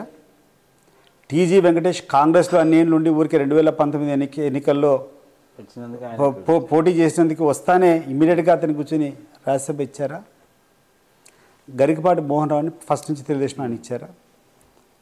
మరి నువ్వు ఇచ్చినటువంటి గిఫ్ట్లో ఒక 5 మంది ఎంపీలు ఉంటే, ఒక కనకమేడల రవీంద్ర కుమార్ తప్పితే 4 నీ పార్టీ విడిచిపెట్టిపోయినారంటే దీనికి సమాధానం చెప్పాల్సినటువంటి బాధ్యత చంద్రబాబు నాయుడు గారికి ఉందా లేదా మీరు చెప్పండి. అంటే నువ్వు గిఫ్ట్ రాంగ్ పర్సన్కి ఇచ్చావా, లేదంటే నువ్వు ఇచ్చిన గిఫ్ట్ వెనకలు ఏమైనా ఆర్థిక లావాదేవీలు ఉన్నాయా? నిన్ను అంత తృణప్రాయంగా అంత తృణప్రాయంగా నిన్ను వదిలిపెట్టి నీ పార్టీ అధికారంలోకి పోతానే ఇసిరి కొట్టి బీజేపీలోకి పోయినారంటే, పార్టీ మీద కమిట్మెంట్ లేకుండా పోయినారంటే నువ్వు ఎంత చండాలునివో ఆలోచన చేసుకో. నీ వ్యవహారం ఎంత చండాలంగా ఉండిందో ఏదర్ నువ్వన్నా పంపించాలా వాళ్ళను. నీకు వాళ్ళు విశ్వాసపాత్రులైతే నువ్వన్నా పంపించాలా. లేని పక్షంలో నువ్వు వాళ్ళకు డబ్బుల కోసం ఇంకోసం అమ్మినంటే నీ దగ్గర ఎందుకు ఉండాలా, నీకు మాకేం సంబంధం చెప్పన్నా వెళ్ళిపోయినారు కదా. సో చంద్రబాబు నాయుడు గారు దీనికి చెప్పండి సమాధానం. వాళ్ళు వెళ్ళిపోయినారు, ఎందుకు వెళ్ళిపోయినారు, వాళ్ళ మీద నువ్వు ఏం చేశావు? మరి ఈరోజు అన్ని ఇబ్బందులు ఉన్నా కేసీఆర్ నానికి అనేక సందర్భాల్లో బీజేపీ వాళ్ళు చెప్పి రమ్మని చెప్పండి. లేదు, నేను తెలుగుదేశం పార్టీ టికెట్ పైన గెలిచిన, ఒకవేళ మీరు రావాలని చెప్పి నన్ను ఇన్సిస్ట్ చేసినా నేను పార్టీకి రాజీనామా చేసి ఎంపీ పదవికి రాజీనామా చేసి వస్తా తప్పితే నేను రాలేను, ఏ పార్టీ తరపున నిలబడినా ఆ పార్టీ తరపునే ఉంటా అని చెప్పి లాస్ట్కి చంద్రబాబు నాయుడు గారు జైల్లో ఉంటే కూడా ఆయన కోసము మేమందరం కలిసి కేదార్నాథ్లో పూజలు చేయించాడు ఆయన తొందరగా బెయిల్ రావాలని. అటువంటి వ్యక్తిని కూర్చొని నేను టికెట్ ఇవ్వలేదని చెప్పడము దేనికి నిదర్శనం చెప్పు. పార్టీ దిగజారిపోయిందా లేదా అనే దానికి. ఏ తప్పు చేశాడని చెప్పి కేసీఆర్ నానికి నువ్వు టికెట్ ఎగరగొట్టావు. దీన్ని బట్టి నీకు అర్థం కావడం లేదా జనానికి? నువ్వు అమ్ముతున్నావు, నువ్వు టికెట్లు డబ్బులుండే వాళ్ళకి ఇస్తాండవు, నీ స్వార్థం కోసం చేస్తాండవు. నీ కొడుకు ఏం చేస్తాడో నువ్వు అర్థం కావడంలే. నువ్వు ప్రతిరోజు ఐవీఆర్ కాల్స్ అంటావు, ముఖ్యమంత్రి అదే చెప్తాడు కదా, నువ్వు ఐవీఆర్ కాల్స్ అంటావు, నువ్వు అభ్యర్థుల మీద నువ్వు అభ్యర్థులు ఎవరని చెప్పి వాళ్ళ మీద ఫీడ్బ్యాక్ తీసుకునే దానికి ప్రయత్నం చేస్తావు, సర్వేలు చేపిస్తావు. నీ కొడుకు మీద సర్వే చేయించు ముందు. నీ కొడుకు మీద ఏ రకమైనటువంటి అభిప్రాయం, లోకేష్ అంటే జనంలో ఏ రకమైన అభిప్రాయం ఉంది, నీ పార్టీ క్యాడర్స్లో ఏ రకమైన అభిప్రాయం ఉంది నువ్వు తీసుకో. అప్పుడు నువ్వు బాగుపడతావు, పార్టీ బాగుపడుతుంది. వేరే వాళ్ళు ఎవరు లేదు. ఈరోజు పార్టీ ఎవడైతే జనమంతా అసహించుకుంటున్నారో, ఎవరైతే జనమంతా కూడా సరైన వాడు కాదనుకుంటున్నాడు, అటువంటి వాళ్ళకి పెత్తనం కట్టాం. ఇప్పుడు ఎవరు రన్ చేస్తున్నారు పార్టీ? చంద్రబాబు నాయుడు గారు కాదు. 2014 వరకు ఆయన చేసేవాడు. కానీ ఈరోజు చంద్రబాబు నాయుడు గారి చేతిలో ఏమీ లేదు. లోకేష్ ఏది చెప్తే అదే జరుగుతుంది. మరి లోకేష్ అనేటువంటి వ్యక్తికి ఈరోజు ప్రజల్లో స్థానం ఉందా? తెలుగుదేశం పార్టీ క్యాడర్లో స్థానం ఉందా? తెలుగుదేశం పార్టీ లీడర్లో స్థానం ఉందా? ఒకసారి కనుక్కోండి చంద్రబాబు నాయుడు గారు, మీరు కనుక్కోండి నీ కొడుకు మీద ఏ రకమైన అభిప్రాయంలో ఉండారో ఇక్కడటువంటి లీడర్లు. నాకు తెలుగుదేశం పార్టీలో ప్రతి ఒక్క లీడర్ 27 సంవత్సరాల నా పార్టీలో ఉన్నటువంటి అనుభవంతో చెప్తున్నా, ప్రతి ఒక్క లీడర్తో నాకు సత్సంబంధాలు ఉన్నాయి. ఈరోజు కూడా నాకు అందరికీ చాలామంది మిత్రులు ఉన్నారు. ఒక్కడంటే ఒక్క నాయకుడు కూడా ఈరోజు అంతర్గతంగా మేము మాట్లాడేటప్పుడు లోకేష్ పోయినటువంటి లీడర్ లేడు. అంతర్గతంగా నేను మాట్లాడేటప్పుడు మా జిల్లాలో కానీ రాష్ట్రంలో కానీ రాష్ట్ర వ్యాప్తంగా కానీ ఏ నాయకుడు లోకేష్ చేసేటువంటి పనులను సమర్థించే రకంగా కానీ లోకేష్ మాకు ధీమా ఇస్తాడని కానీ లోకేష్ వల్ల ఈ పార్టీ బాగుతున్నటువంటి విశ్వాసం ఎవ్వరిలో లేదు. అలాంటి వ్యక్తిని ముఖ్యమంత్రి బయటికి రాను, అదే నేను చెప్పేది. అటువంటి వ్యక్తిని ఇప్పుడు పూర్వకాలంలో కూడా ఎమర్జెన్సీ టైం ఇందిరాగాంధీ, సంజయ్ గాంధీ వాళ్ళంతా ఉండేటప్పుడు ఇందిరాగాంధీ భారతదేశం గర్వించదగ్గ నాయకురాలు. ఈ భారతదేశంలో ఇంపాక్ట్ క్రియేట్ చేసినటువంటి ఫ్యూ లీడర్స్లో ఎవరన్నా ఉన్నారు గొప్ప లీడర్లు అంటే ఇందిరాగాంధీ ఆ రోజు సంజయ్ గాంధీకి పెత్తనం ఇచ్చి ఆ రోజు 1980లో ఓడిపోయింది ఆమె. దేనికి కారణం? ముఖ్యమైనది కారణం ఒకటి, ఒక అసమర్థుని చేతిలో, ఒక ప్రజలలో ఆమోదం లేని వ్యక్తిలో డిఫాక్ట్ రూలర్ అయినాడని చెప్పేసి దానివల్ల ఆ రోజు ఇందిరాగాంధీ ఓడిపోయింది. ఈరోజు కూడా నేను చెప్తున్నా, నీ పార్టీ టికెట్లు, నీ కథ, నీ పార్టీలో జరిగేటువంటి వ్యవహారం ఒక్కసారి నువ్వు గమనించుకో ఏం జరుగుతుందని. నేను చంద్రబాబు నాయుడు గారితో 27 ఏళ్ళు చేసేటప్పుడు ఏ రోజు నేను డబ్బులు అడగలేదు, ఆయన ఏ రోజు డబ్బులు అడగలేదు. వస్తానంటే మా కొద్ది మేము కూర్చొని కార్యక్రమాలు చేసేవాళ్ళం. కానీ ఈరోజు ఒక విచిత్రమైన పరిస్థితి ఏంటంటే లోకేష్ పాదయాత్ర చేస్తే చంద్రబాబు నాయుడు గారి దగ్గర నుంచి ఆజ్ఞలు వస్తాయి, భారీగా ఉండాలా, మొత్తం భద్రం అని. 10 మందికి లోకల్ లీడర్లకు, ఒక లీడర్ కాదు 10 మంది లోకల్ లీడర్లకు వస్తాయి ఫోన్లు. ఎవడు బాగా చేస్తే మిమ్మల్ని అందరినీ అబ్జర్వేషన్ చేస్తున్నాం, టికెట్ ఇవ్వాలంటే రేపు ఇదే కొలబద్దం, ఇది ఎవరు ఎక్కువ జనాభా చేస్తారు, ఖర్చు బాగా పెట్టండి తీసుకుని రండి. తీసుకొని వచ్చేదానికి వాళ్ళందరూ పోరాటం చేస్తే అనేటువంటి లోకల్ ఇన్ఛార్జ్ మన 3-4 మాట్లాడినా, అన్న మంచి పని చేస్తాను నువ్వు పోయి, మా కర్మ ఏందన్నా ఇడ ఆడు కూర్చొని పాదయాత్రకు వస్తే ఫ్లెక్సీలు కట్టాలంటే ఆ ఏరియాలో ఫ్లెక్సీలు కట్టాలంటే లోకేష్ గారి అనుచరులు ఒక బృందం ఉందంట, వాళ్ళు వచ్చి కట్టేస్తారంట ఫ్లెక్సీలు. వాళ్ళు ఫ్లెక్సీలు కట్టి బిల్లు ఇస్తారంట వీళ్ళకు, 4 లక్షలు 5 లక్షలు బిల్లు ఇచ్చేసి మీరు బిల్లు కట్టండి అని. ఇదేందన్నా మా ఊర్లో ఫ్లెక్సీ కట్టాలంటే మేము కట్టుకోవాలి, కానీ ఈడొస్తా అంటే మేము కూర్చొని వాడు ఫ్లెక్సీలు వేసుకొని ఆ ఫ్లెక్సీలకు 4 లక్షలు 5 లక్షలు డబ్బులు కట్టమని చెప్పి మాకు బిల్లు ఇచ్చి డబ్బులు కట్టించుకునేటువంటి మళ్ళీ మీరెందుకు కడతాను రే అన్న? ఏం చేయాలన్నా మేము మాట్లాడడం టికెట్ కోసం ఆస్పిరెంట్స్ ఏం మాట్లాడతాం మేము అని ఇచ్చింది కట్టడమే. అది కాకుండా వాళ్ళ వెంటబడి మైక్ వస్తుంది కదా, సౌండ్ సిస్టమ్ మైక్ వస్తుంది కదా, దానికి 8.5 లక్షల రూపాయలు బిల్లు అది వీళ్ళు కట్టాలి. ఇది వాస్తవమో కాదో నేను ఇక్కడ జనం కోసం చెప్పడంలా, తెలుగుదేశం పార్టీ అభ్యర్థులు ఎవరున్నారో, తెలుగుదేశం పార్టీ ఇన్ఛార్జీలు ఎవరున్నారో మీరు ఒకసారి ఆలోచన చేసుకోండి, మీకు ఏమేమి జరిగింది, మీరు కట్టారా లేదా. చంద్రబాబు నాయుడు గారి మీటింగ్ వస్తే, లోకేష్ మీటింగ్ వస్తే ఆయన పెట్టేటువంటి సౌండ్ సిస్టమ్కు మీరు 8.5 లక్షల రూపాయలు డబ్బులు కట్టారా? మీరు లోకేష్ గారి మీటింగ్ చేసినటువంటి ఫ్లెక్సీలకు మీరు డబ్బులు కట్టారా? కట్టింటే వాళ్ళు ఏ స్థాయి నాయకులు ఆలోచన చేయండి, బయటపడండి అటువంటి దరిద్రుల దగ్గర నుంచి. దరిద్రం ఇది, వినేదానికి కూడా దరిద్రం. నిజంగా లేదు, నేను 27 ఏళ్ళ పార్టీలో ఉన్నా, కొత్త సాంప్రదాయం ఇది. మీ దగ్గర డబ్బులు లేవా? మీరు ఏమైనా అడక్క తింటారా? మీరు అధికారం ఉండేటప్పుడు డబ్బులు సంపాదించలేదా? ఈరోజు కూర్చొని స్థానికంగా ఉన్నటువంటి లీడర్లు వాళ్ళ కాయ కష్టాల మీద, వాళ్ళకు ఉన్నటువంటి ఆ నవ్వనో లేకుంటే నవ్వు అంటారో లేకుంటే ఎట్లయినా అధికారం లేక రావాలి, ఎమ్మెల్యేకి నిలబడాలంటే ఆ తాపత్రయం తీసుకొని దాన్ని మీరు ఈ రకంగా వాళ్ళని ఎక్స్ప్లాయిట్ చేయడం అనేది కరెక్టా? వాళ్ళ ఆస్తులు అమ్ముకొని వాళ్ళ వాళ్ళ వాళ్ళ వాళ్ళ వాళ్ళ ఎంత దీనంగా ఉండాలంటే వాళ్ళ పరిస్థితి, వీళ్ళని మెప్పు పొందాలని వాళ్ళని కూర్చొని ఎక్స్ప్లాయిట్ చేయడం నిజంగా చాలా చాలా దౌర్భాగ్యం ఇవన్నీ ఆలోచన చేస్తే.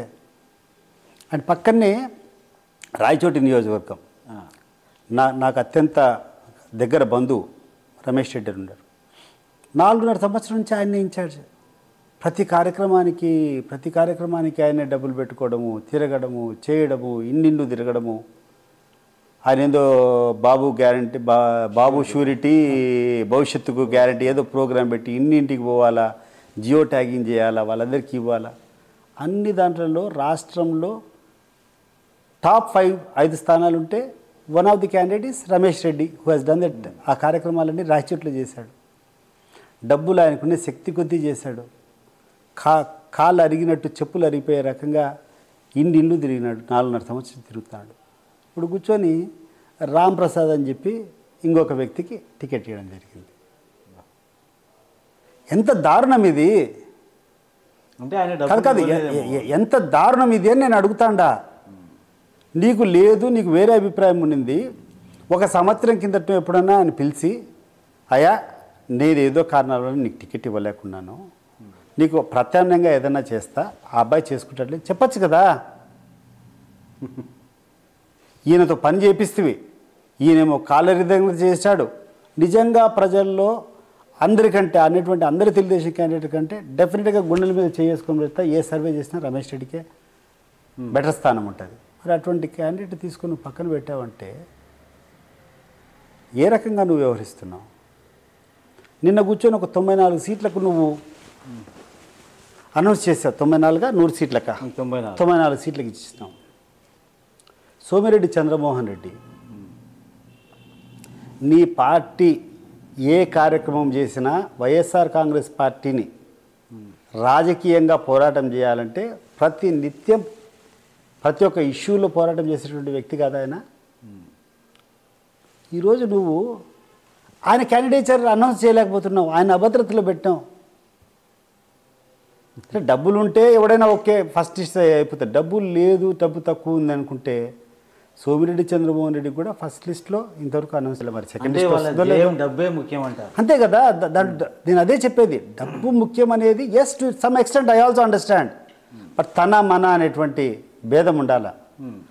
ఎవడు మంచి చెడ్డ అనేది ఉండాలా. ఎవడు నీకు లాయలు, ఎవడు పార్టీ కోసం త్యాగం చేశాడని ఉండాలా. 175కి 170 సీట్లు ఎవడు గెలవలేడు. అక్కడక్కడ పోవచ్చు, కానీ పార్టీలో ఒక స్ట్రెంత్ నువ్వు ఇవ్వాలి. ఏమని? పార్టీని నమ్ముకుండే వాళ్ళకు, పార్టీ పట్ల నిబద్ధతగా పనిచేసే వాళ్ళకు ఈ పార్టీలో స్థానం అనేది లేకుండా ఉంటే ఎవడి పార్టీ జెండా మోస్తాడు? ఎవడు మోయడు.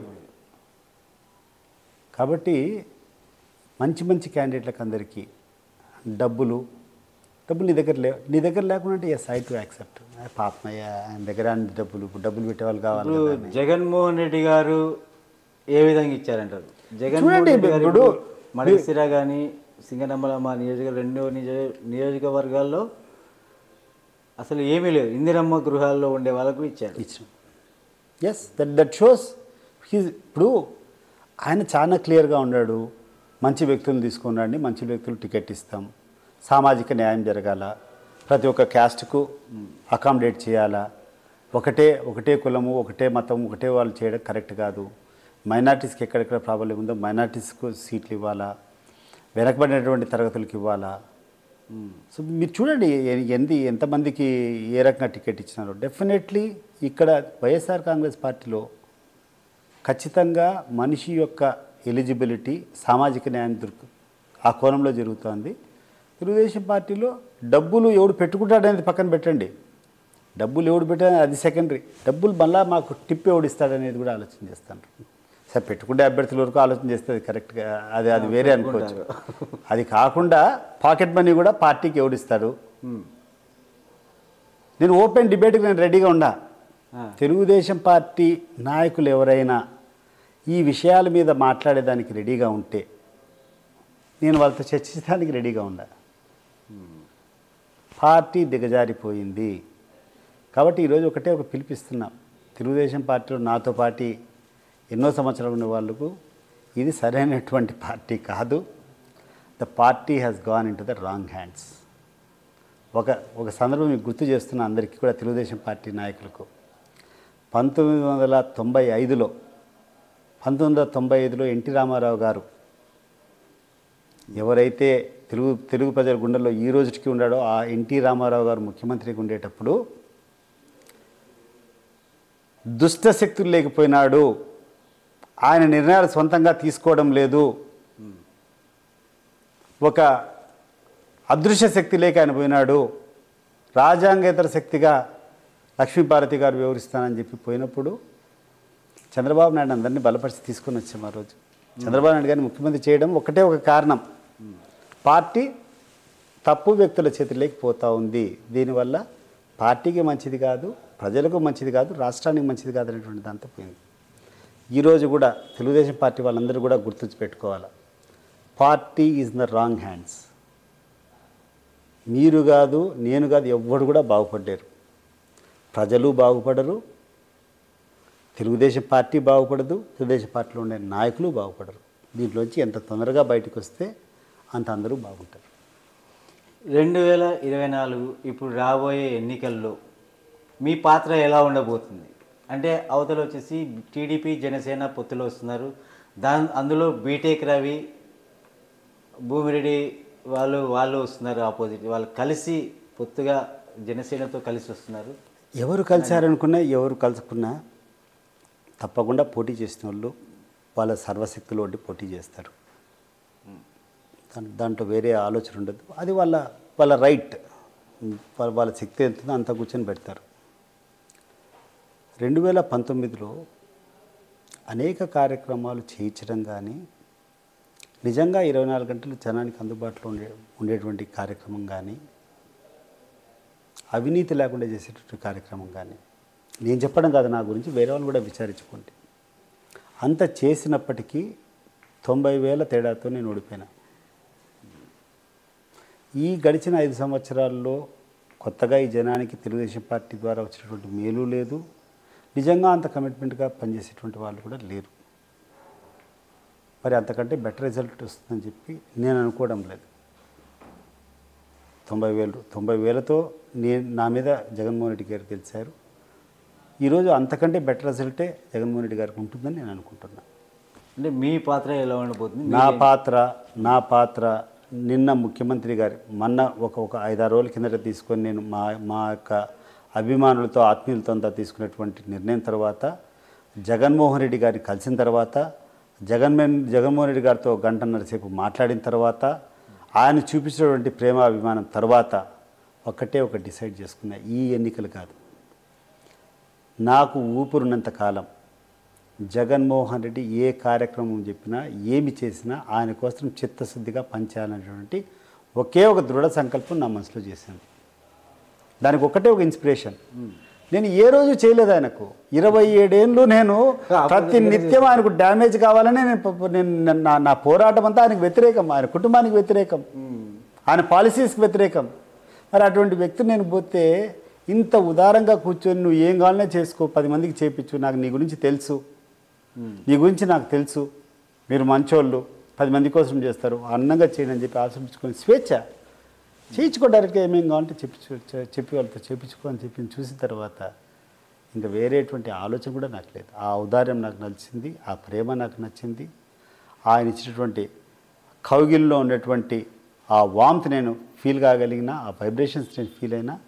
ఈ ఎలక్షన్ ఒక్కటే కాదు, జీవితాంతం ఆయన ఏ కార్యక్రమం చేసినా చిత్తశుద్ధిగా ఆయనకు ఒక అనుచరునిగా నేను చేస్తాను. అంటే మీరు గతంలో కూడా ఒకసారి మా ఇంటర్వ్యూస్లోనే చెప్పారు, అంటే స్నేహం చేస్తే వైఎస్ఆర్ ఫ్యామిలీతోనే చేయాలి అని. అవును, అదే అంటారా ఇప్పుడు? అదే కదా, ఆ రోజు చెప్పినా ఒకటే, ఈరోజు చెప్పినా ఒకటే. నేను పెద్దగా తేడాగా మాట్లాడను. నాకున్నటువంటి పరిస్థితులు నేను ఎక్స్ప్లెయిన్ చేయడమే తప్పితే నేను వేరే తేడాగా ఆ రోజు అదే చెప్పా. స్నేహం అంటూ చేస్తే వైఎస్ కుటుంబీకులతోనే స్నేహం చేయాలి. రాజకీయంగా ఎదగాలంటే వైఎస్ కుటుంబం ఆధ్వర్యంలోనే జరగాలి. మిగతా వాళ్ళంతా తాచిపెట్టి లెక్కేస్తుంటారు.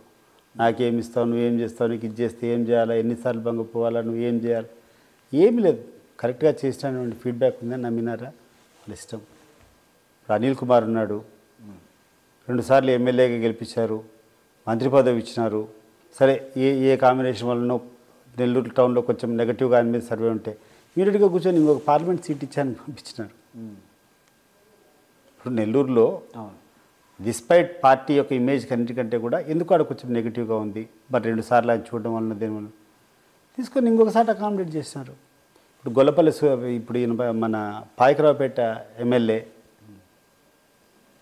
ఆయనకి ఈరోజు తీసుకుని పోయి రాజ్యసభ సీట్ ఇచ్చినారు. ఎక్కడన్నా రాజ్యసభ సీట్ అంత ఈజీగా తెలుగుదేశం పార్టీ ఇచ్చింది చూస్తారా మీరు? 100 కోట్లు ఇస్తావా, 200 కోట్లు ఇస్తావా, డబ్బు ఎంత అని చెప్పి తూకం చేసుకునేది తప్పితే ఈరోజు ఎక్కడన్నా ఏమన్నా దాని గురించి ఆలోచన ఉందా? ఒక షెడ్యూల్ క్యాస్ట్ వ్యక్తికి రాజ్యసభ ఇవ్వడం అంటే ఎలక్షన్ల టైం వచ్చినప్పుడు సంసిద్ధంగా చాలామంది సిద్ధంగా ఉండారు 100-200 కోట్లు ఇచ్చేదానికి. కాదని చెప్పి ఆయన ఏమిస్తాడు అని ఇవ్వగలుగుతాడు ఏమన్నా? It self shows. అభ్యర్థులని కూడా ఈసారి అలాగే ఇచ్చారనుకుంటా వైసీపీలో ప్రతి ఒక్క సందర్భంలో కూడా నేను చూస్తే చాలా న్యాయం, సామాజిక న్యాయం ఒకటి, ఆర్థిక లావాదేవీలు. ఎందుకంటే పార్టీ ఈరోజు అధికారంలో ఉండింది, పార్టీ విల్ ఫండ్. అవినీతి నేను పెద్దగా నేను చెప్పను. ఇప్పుడు అన్ని పార్టీలో ఉండేటి ఈ పార్టీలో ఉన్నాయి, అదే ఆ పార్టీలో ఉన్నాయి. డిఫరెన్స్ ఏంటంటే నీ సొంతానికి తీసుకొని డబ్బులంతా కింద పెట్టుకొని ఎలక్షన్స్ వస్తే నువ్వు ఎక్కడెక్కడన్నా అమ్మి పెట్టు అని చెప్పడము, అధికారంకి వస్తే మళ్ళీ వచ్చిన ఎన్ని ఆదాయాలన్నీ తీసుకొని సొంతంగా పెట్టుకోవడం, ఇది కరెక్ట్ కాదు. అధికారంలో ఉన్న తర్వాత ఎలక్షన్ అంటే పార్టీ చూసుకుంటుందని చెప్పి భరోసా, పార్టీనే చూసుకుంటుంది. ఇప్పుడు వైఎస్ఆర్ కాంగ్రెస్ పార్టీలో ఏ నాయకుడు ఎలక్షన్లో ఉన్నాడా? డబ్బు ఉండాలి అని చెప్పేసి మీరు అన్నారు ఇంతకుముందు. కానీ ఇప్పుడు డబ్బులు లేని వారికి, అసలు ఏమీ లేని వారికి ఇచ్చారు జగన్మోహన్ రెడ్డి గారు. పార్టీనే చూసుకుంటుంది. అదే నేను చెప్పేది. నీ మీద బరువు పెట్టడం లేదు పార్టీకి ఉన్నటువంటి నాయకుల్ని. ఇప్పుడు నాయకులు ఇక్కడ స్థానికంగా ఉండేటువంటి నాయకుడు ఎప్పుడు నిజాయితీగా ఉండగలుగుతాడు? ఏ రోజైతే అతనికి టెన్షన్ లేదో, నేను ఎలక్షన్ల కోసం ₹4 డబ్బులు పెట్టాలనో లేకుంటే నా ఆస్తి పెట్టాలనుకునేటువంటి ఆలోచన ఉండేటప్పుడు అతను డబ్బు సంపాదించుకోవాలనుకుంటాడు. ఏ రోజైతే అతనికి ఆ బరువు లేదో, ఏ రోజైతే పార్టీ అన్ని కార్యక్రమాలు చూసుకుంటుందో, ఒక ప్రజాసేవ ఒక్కటి చేయాలనేటువంటి విషయం అతనికి పోతుందో, he will do a better performance, he will give a better performance. ఇప్పుడు అతనికి బరువు లేదు, డబ్బు తెచ్చిపెట్టాల్సినటువంటి అవసరం లేదు, కాబట్టి నిజాయితీగా ఉండేదానికి అవకాశం ఎక్కువ. కానీ డబ్బులు తీసుకొని వచ్చి ఆస్తులు గీస్తులు అన్నీ చెప్పి తాకట్టు పెట్టుకొని అప్పులు తెచ్చిపెట్టేవాడు ఏం చేస్తాడు రేపు అధికారం లేకొస్తే? ఈ డబ్బులు తిరిగి రీయింబర్స్ చేసుకోవాలన్నా లేదా? ఉండేవాళ్ళు కొంతమంది ఉంటారు, లేనోళ్ళు కొంతమంది ఉంటారు. లేనోడు అప్పు చేసి తెచ్చుకుంటే అప్పుని కట్టాల్సిందే కదా. ఏ రకంగా కడతాడు అతను? కాబట్టి ఇది కరెక్ట్. అండ్ నేను ఒక సందర్భంలో ఎవరో చెప్పింది నాకు గుర్తొస్తూ ఉంది. అయ్యా, ఇక్కడ ఉండే నాయకులందరము ఇన్ని కోట్ల మాకు ఆస్తులు ఉంటే ఈరోజు ఇన్ని కోట్లకు తగ్గినాయి. మాకు ఒక 100 కోట్ల ఆస్తి ఇంతకుముందు ఉందంటే ఈరోజు 50 కోట్లు అయినాయి. లేదు, ఇంతకుముందు మా దగ్గర 10 లక్షలు అప్పులుంటే ఈరోజు 10 కోట్లు అప్పులైనాయి. కానీ చంద్రబాబు నాయుడు గారు, లోకేష్ గారు, మీరు చెప్పండి, ఈరోజు మీరు ఎక్కడన్నా 1 ఎకరా భూమి అమ్మినారా? ఎక్కడన్నా ఒక 10 లక్షల రూపాయల అప్పు మీరు ఎక్కడన్నా తెచ్చినారా? ఆ నాయకుడు, ఒక నాయకుడు ఎవరో ఏదో ఇంటర్వ్యూలో నేను చూసా, 10 లక్షల రూపాయలు ఎవరికైనా మీరు అప్పు ఉండారా? ఎక్కడన్నా మీరు 1 ఎకరా అమ్మినారా? ఎక్కడన్నా మీరు ఏదైనా ₹1 బాకీ ఉండారా? ఏం మీరు పార్టీ కోసం చేశారు? మీరు కూర్చొని పార్టీ అధికారంలోకి వస్తే ఈడ పడినటువంటి లీడర్లు వీళ్ళ రక్తం మీద వీళ్ళ దాని మీద కూర్చొని మళ్ళీ వీళ్ళ మీదనే పెత్తనం చేయడం నిజంగా చాలా దౌర్భాగ్యమైన పరిస్థితి. ఇప్పుడు ఈ 2024లో జగన్మోహన్ రెడ్డి గారి హవా ఎలా ఉండబోతుంది? పవన్ కళ్యాణ్ గారి మరి టీడీపీ ఈ పొత్తు ఎలా ఉండబోతుంది? పవన్ కళ్యాణ్ గారితో పొత్తులోనే అంతో ఇంతో కొంచెం ఊరట వచ్చింది తెలుగుదేశం పార్టీకి. లేకుండా ఉంటే ఆ ఊపు కూడా లేదు. ఇప్పుడు తెలుగుదేశం పార్టీ, జనసేన రెండు కలిసాయి కాబట్టి అంతో ఇంతో పోరాటం చేస్తామనేటువంటి స్థాయిన మాట్లాడుతున్నాం, కానీ లేకుంటే అది కూడా లేదు.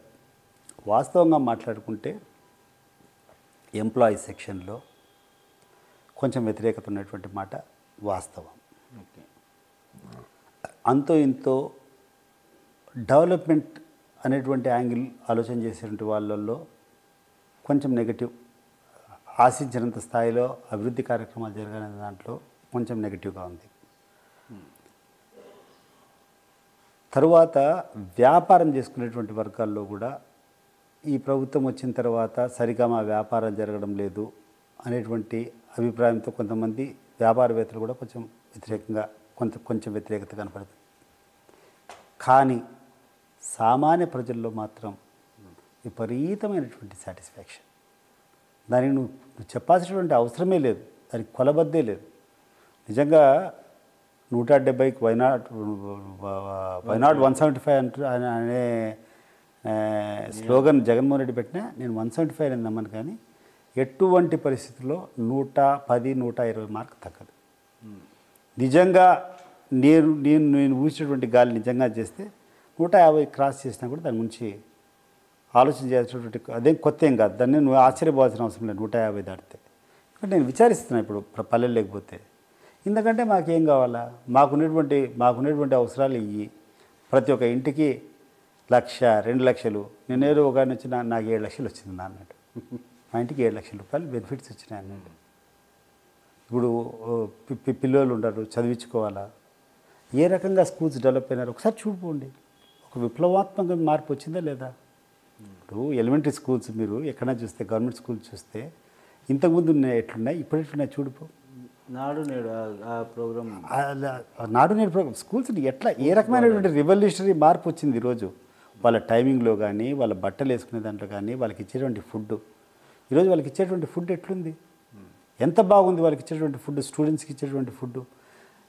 ఎటువంటి బాధ లేకుండా హ్యాపీగా గవర్నమెంట్ స్కూల్స్కు పేరెంట్స్ అంతా పంపించేటువంటి స్థానానికి ఇప్పుడు మళ్ళీ వచ్చినారు మంచి టాయిలెట్స్ మంచి స్కూల్స్ మంచి ఎడ్యుకేషను సో ఈ పొత్తు బలపడుతుందా లేదంటారా పొత్తు బలపడినా ఇంకా 10 పొత్తులు కలిసినా ప్రజల్లో సాటిస్ఫాక్షన్ ఉన్నంతవరకు ఎవడేం చేయలేడు కామన్ పీపుల్లో నీకు ఆ హ్యాపీనెస్ వచ్చింది ప్రతి ఒక్క సామాన్య మానవుడు ఇప్పుడు కొంతమంది చాలా కోరేవాళ్ళు ఉంటారు నాకు విమానాశ్రయాలు కావాలా నాకు నా ఇంట్లోంచి ఈ నుంచి అడిగి హెలికాప్టర్లు ఎగరాలి అటువంటి సాటిస్ఫై కావచ్చు కాకపోవచ్చు కానీ మెజారిటీ ఆఫ్ ద పీపుల్ ఎవరైతే ఉన్నారో సామాన్య ప్రజలు అందరూ మాత్రం విపరీతమైనటువంటి సాటిస్ఫాక్షన్ మాకు కావాల్సినటువంటి మా ఇంట్లోకి వస్తున్నాయి నేను ఏ అధికారి కోసం ఎవరి దగ్గరికి పోవాల్సిన అవసరంలే ఒక సర్టిఫికేట్ కావాలంటే నేను ఎంఆర్ఓ ఆఫీస్కి పోవాల్సిన అవసరంలే ఒక పని గవర్నమెంట్ నుంచి ఏదైనా కార్యక్రమం కావాలంటే నేను ఎక్కడికో మండల ఆఫీస్కో కలెక్టర్ దగ్గరికి పోయి అర్జీ పెట్టాల్సిన అవసరం లేదు నా గ్రామంలోనే ఒక సచివాలయం ఉంది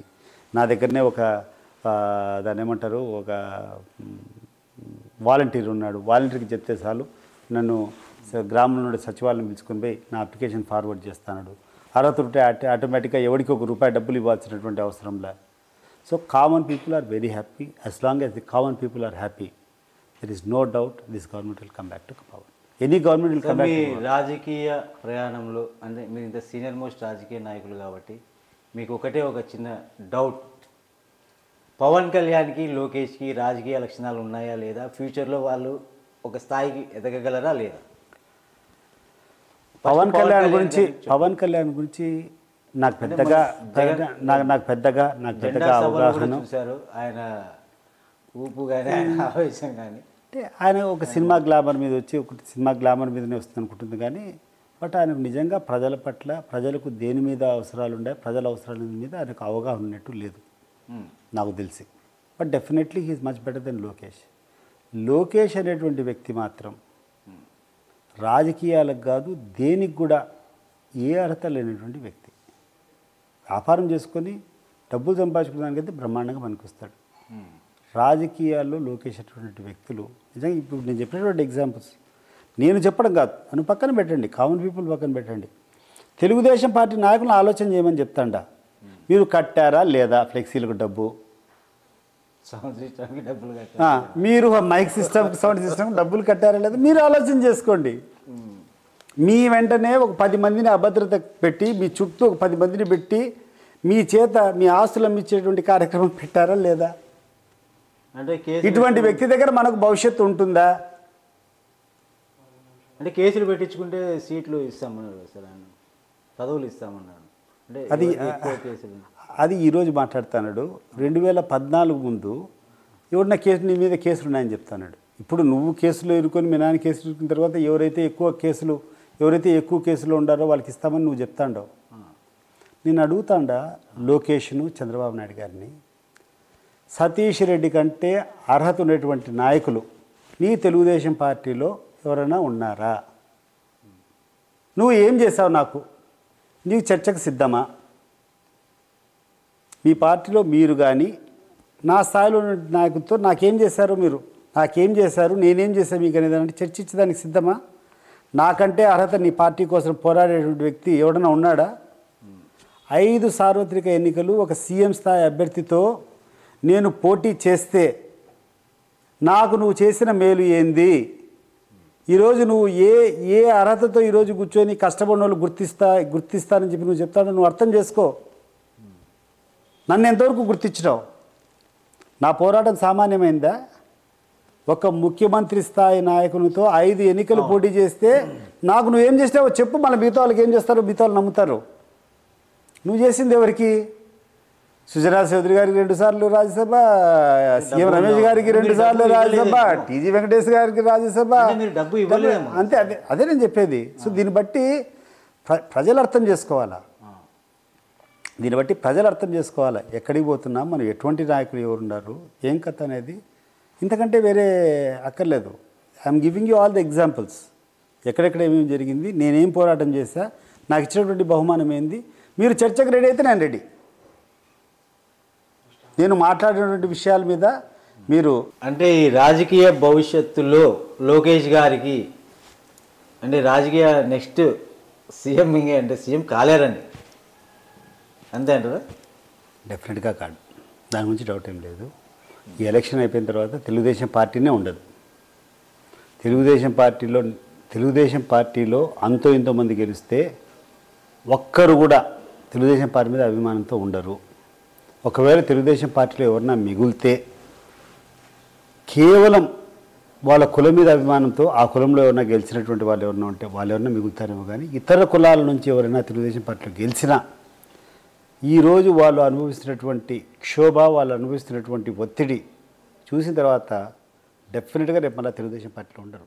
నేను గ్యారంటీ ఇస్తాను ఈరోజు పక్కా. ఈరోజు తెలుగుదేశం పార్టీ తరఫున అంతో ఎంతో మంది గెలిస్తే చాలా తక్కువ మంది, అది వాళ్ళ సామాజిక వర్గం మనం పోవడం ఎట్లా అని చెప్పేసి ఆ బాధతో ఏమన్నా ఉండొచ్చేమో. కానీ మిగిలినటువంటి ఏ తెలుగుదేశం పార్టీ క్యాండిడేట్ కూడా తెలుగుదేశం పార్టీలో ఉండడు. పక్కా అంత బల్లగుది ఎట్లా చెప్పగలరు? వాళ్ళు చేసేటువంటి, ఇప్పుడు నేను తెలుగుదేశం పార్టీలో ఉన్నా, తెలుగుదేశం పార్టీలో ఉన్నటువంటి అభ్యర్థులు అందరూ నా స్నేహితులు, మిత్రులు, 27 సంవత్సరాలు, వాళ్ళందరితో నాకు సంబంధాలు. ఈరోజు కూడా నేను పార్టీలో రాజీనామా చేసినా కూడా నా స్నేహం అయితే ఎట్లా ఉంటుంది కదా, నేను మాట్లాడుతుంటాం బయట 10 మందితో, తెలుగుదేశం పార్టీ నాయకులతో అందరితో కూడా నేను మాట్లాడేటువంటి విషయాలు ఉన్నాయి, చేసేటువంటి ఉన్నాయి. ఒక్క లీడర్ కూడా నేను చెప్తున్నా, మనస్ఫూర్తిగా చెప్తున్నా, I have not heard a single leader praising Lokesh or his capabilities. But still, despite that, ఈరోజు Lokesh is ruling that party and he is dictating to the party. నిజంగా చెప్తున్నా, ఏ రకంగా అయితే సంజయ్ గాంధీ కారణంగా ఇందిరాగాంధీ 1980 ఓడిపోయిందో అదే రకంగా ఈరోజు తెలుగుదేశం పార్టీ నామరూపాలు లేకుండా పోబోతూ ఉంది. This election is the final. Result వచ్చిన తర్వాత పార్టీ అనేది ఉండదు. అంటే ఇప్పుడు కొన్ని ఛానల్స్లో లోకేష్ గారు పార్టీకి దూరంగా ఉన్నారు, చంద్రబాబు నాయుడు, పవన్ కళ్యాణ్ మాత్రమే మీటింగ్స్కి వెళ్తున్నారని చెప్పేసి అంటున్నారు. అంటే వాళ్ళకు కూడా ఫీడ్బ్యాక్ వచ్చినట్టుంది. అయ్యా నాయనా బాబు, నువ్వు వెనకలు ఉండు, నువ్వు ముందరికి వస్తే వచ్చేటి తగ్గిపోతాయి, నువ్వు మళ్ళీ ఎట్టయినా నువ్వే కదా, నువ్వు ప్రభు, నువ్వే రాజు, నువ్వు చెప్పిందే కదా మేము చేసేదంతా, బట్ తెర మీద నువ్వు వస్తే ఇబ్బందిగా ఉంటుంది అనేటువంటి ఫీడ్బ్యాక్ వాళ్ళు కూడా పోయి ఉంటుంది అనుకుంటా. అందుకే ఈ మధ్యకాలంలో ముందరికి పెట్టడంలో ఆయన్ను. బట్ నడిపేది మాత్రం తెర వెనుక అంతా ఆయన్నే, టికెట్లు ఇచ్చేది ఆయన్నే, కలెక్షన్ చేసేది ఆయన్నే, ఎలక్షన్ కింగ్ అంతా అదే. ఇప్పుడు అంటే నేను విన్నా, ఇంతవరకు టీడీపీలో ఉన్నా కదా, ఈ ఎర్ర బుక్ గురించి ప్రతి ఒక్కరు మాట్లాడుతున్నారు. ఇంతకీ ఆ ఎర్ర బుక్ కాన్సెప్ట్ ఏంటి, ఆ ఎర్ర బుక్ అంటే ఏంటి, దాంట్లో పేర్లు ఏంటి, దాని పరిస్థితి ఏంటంటారు? నీ ఎర్ర బుక్ అనేది ఇక్కడటువంటి కార్యకర్తలందరినీ కూడా ఉత్తేజం తీసుకురావడానికి, ఎవరైనా ఇబ్బందులు పడినారనుకోండి, అధైర్యపడద్దండి, మళ్ళీ మన పార్టీ అధికారులు వచ్చినప్పుడు అన్నీ నోట్ చేసుకున్నా వాళ్ళందరి మీద మనం మళ్ళీ రిటాలియేట్ అవుతామని చెప్పేదానికి రెడ్ బుక్ అనేది చెప్పడము, లేకుంటే ఇది చేస్తానండి. లోకేష్ బాబు, నీ రెడ్ బుక్ ఇంతకుముందు ఏమైంది? పులివెందుల్లో ఏమేమి చేస్తావు నువ్వు? పులివెందుల్లో నువ్వు చెప్పు నాకు. ఈరోజు నేను చెప్పడం కాదు, మా బీటెక్ రవిని కూర్చొని మాట్లాడమని చెప్పు. 2018లో చంద్రబాబు నాయుడు గారు మాకు చెప్పడం జరిగింది, మీరు ఎక్కడే కానీ సరిగ్గా పోరాటం లేదు, మీరు ఎక్కడే కానీ ఆ ఫీల్డ్లోకి రావడంలో చాలా గ్యాప్ ఉంది, మీరు ఏం చేస్తారో సార్ నేను చెప్పాను నాకు, సార్ నేను 24 గంటలు జనంలోనే ఉండా, నేను చేయగలిగినటువంటి మంచి పనులన్నీ చేస్తున్నా, దానికి దాటి నిజంగా ప్రజల మీద ఒక వ్యక్తి కావాలని చెప్పి కోరుకునేటప్పుడు నేను ఏం చేస్తానంటే, లేదు మా మీరు పొలిటికల్ ఫిక్షన్ లేదు, మీరు సరిగ్గా సవాల్ చేయడం లేదని చెప్పాడు. ఆ రోజు ఒక పిలిపిచ్చారు, చర్చకి ఎక్కడన్నా సిద్ధం, పూలంగడ దగ్గరనే మాట్లాడుకుందామని చెప్పారు. సో పూలంగడ దగ్గర మాట్లాడడానికి సిద్ధమని చెప్పి ఆ రోజు అవినాష్ రెడ్డి గారు పిలిపించారు. సరే మేము వాళ్ళిద్దరు పోయి అడిపోయి చర్చించుకోవాలనుకునే టైంలో కడపకు సంబంధించినటువంటి ఎస్పీ లేదు, ఆడిపోతే చాలా రచ్చలు జరుగుతాయని చెప్పి నన్ను ఇక్కడ హౌస్ అరెస్ట్ చేశాడు. వేంపల్లిలో హౌస్ అరెస్ట్ చేశాడు. బీటెక్ రవిని కూడా ఆల్మోస్ట్ పులివెందులో మా ఆఫీస్లో ఆపినాడు. అయినా కూడా కొంతమంది తెలుగుదేశం పార్టీ కార్యకర్తలు ఆడిపోవడము, వైఎస్ఆర్ కాంగ్రెస్ పార్టీ ఆడిపోవడము, రాళ్ళు రూకోవడము, కొంతమంది దెబ్బలు తగ్గడం ఎన్ని జరిగినాయి మనంతా డిస్కస్ అయిపోయింది. ఆ రోజు ఉన్నటువంటి ఎస్పీ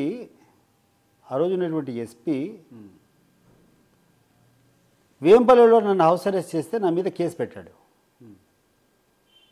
వేంపల్లిలో నన్ను హౌస్ అరెస్ట్ చేస్తే నన్ను కేసు పెట్టాడు. ఏమని కేసు పెట్టాడంటే వాళ్ళ ఎస్ఐకి చిరంజీవి అనే ఒక ఎస్ఐకి రాయి దెబ్బ తగిలింది.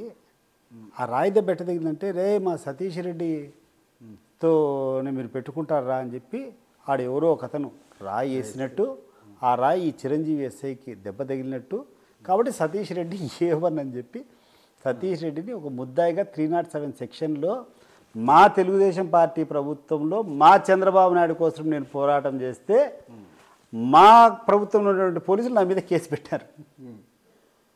నా మీద, బీటెక్ రవి మీద, తెలుగుదేశం పార్టీ నాయకులందరి మీద పెట్టినారు. పెట్టిన తర్వాత ఇదేందయ్యా అన్యాయము, మీరు మమ్మల్ని పోరాడమని చెప్పినారు, మమ్మల్ని అక్కడికి పోనీని కూడా పోనీలా, ఇక్కడ హౌస్ అరెస్ట్ చేశారు. ఆడేదో చిన్న సంఘటన జరిగితే నా మీద ఆ రోజు నా ప్రత్యర్థి ఎవరు? వైఎస్ఆర్ కాంగ్రెస్ పార్టీ వాళ్ళు, అవినాష్ రెడ్డి గారు లేకుంటే వాళ్ళ అనుచరులు ఎవరన్నా కూర్చొని మాకు దెబ్బలు తగిలినా అని చెప్పి నా మీద కేసు పెట్టమంటే ఏం చేస్తామబ్బా, మేము వాళ్ళు ఇచ్చినారు ఎఫ్ఐఆర్, మేము రికార్డ్ చేసుకున్నామని చెప్పచ్చు.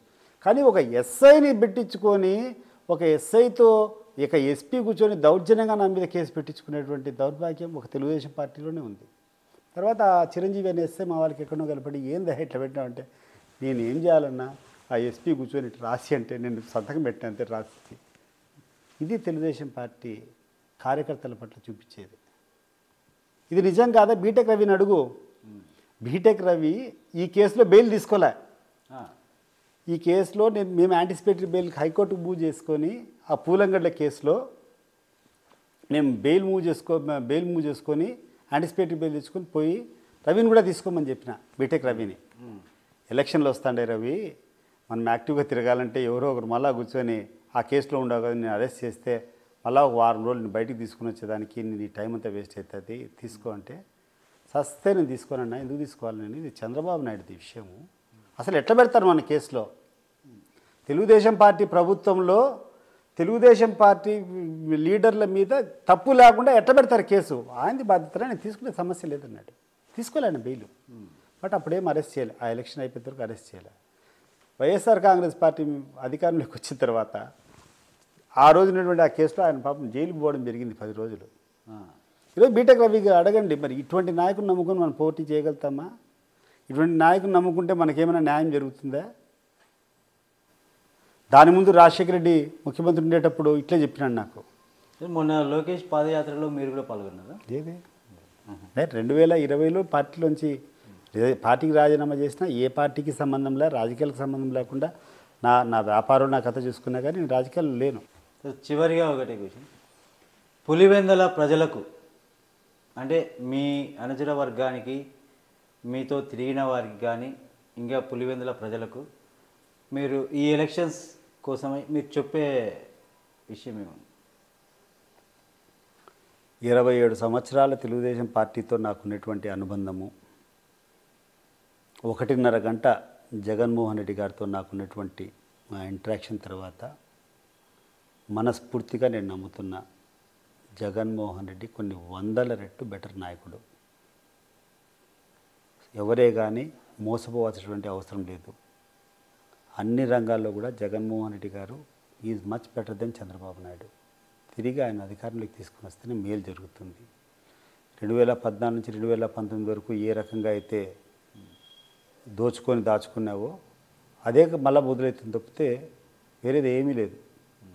ఈరోజు 2019 ఎలక్షన్స్లో కూడా నాతో పాటు పోటీ చేసేటువంటి నాయకులందరినీ ఒకసారి గుర్తుపెట్టుకోండి.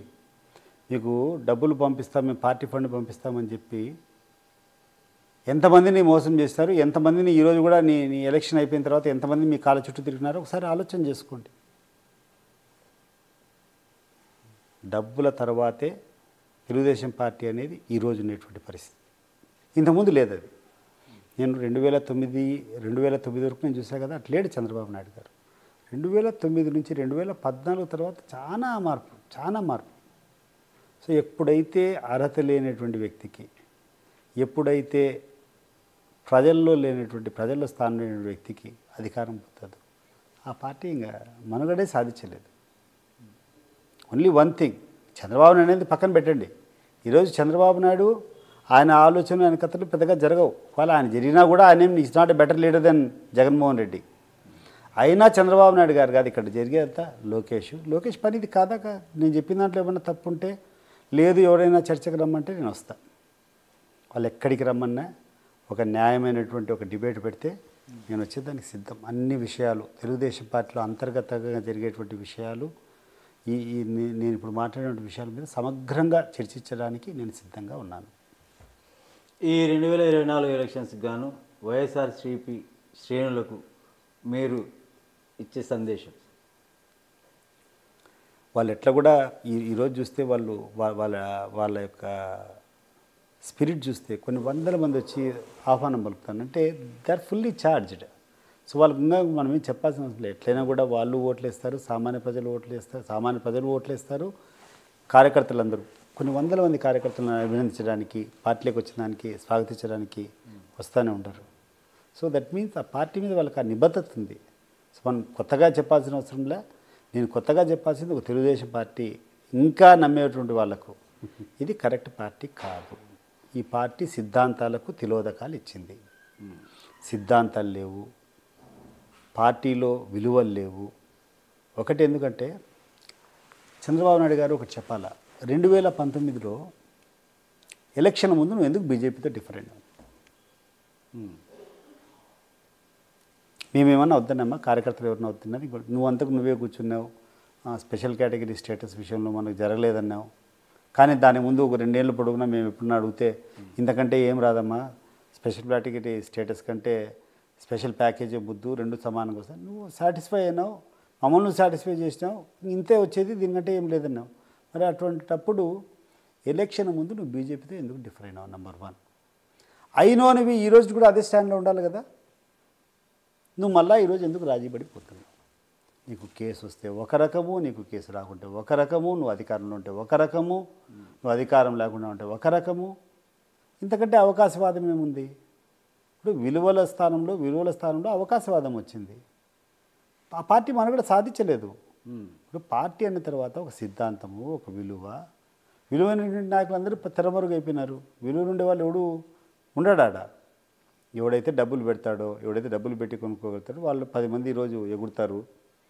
అయిపోయిన తర్వాత మళ్ళీ వాళ్ళు వెళ్ళిపోతారు. జస్ట్ లైక్ మన రాజ్యసభ సభ్యులందరూ వెళ్ళిపోయారు కదా, ఆ సీన్ రిపీట్ అవుతుంది. అంతే, ఏముందాడా? అధికారం అయిపోయింది. ఈ 2024 ఎలక్షన్స్లో, ఈ వచ్చే ఎలక్షన్స్లో షర్మిలమ్మ గారి ప్రభావం ఏమైనా చూపిస్తుంది ఇక్కడ పులివెందులు?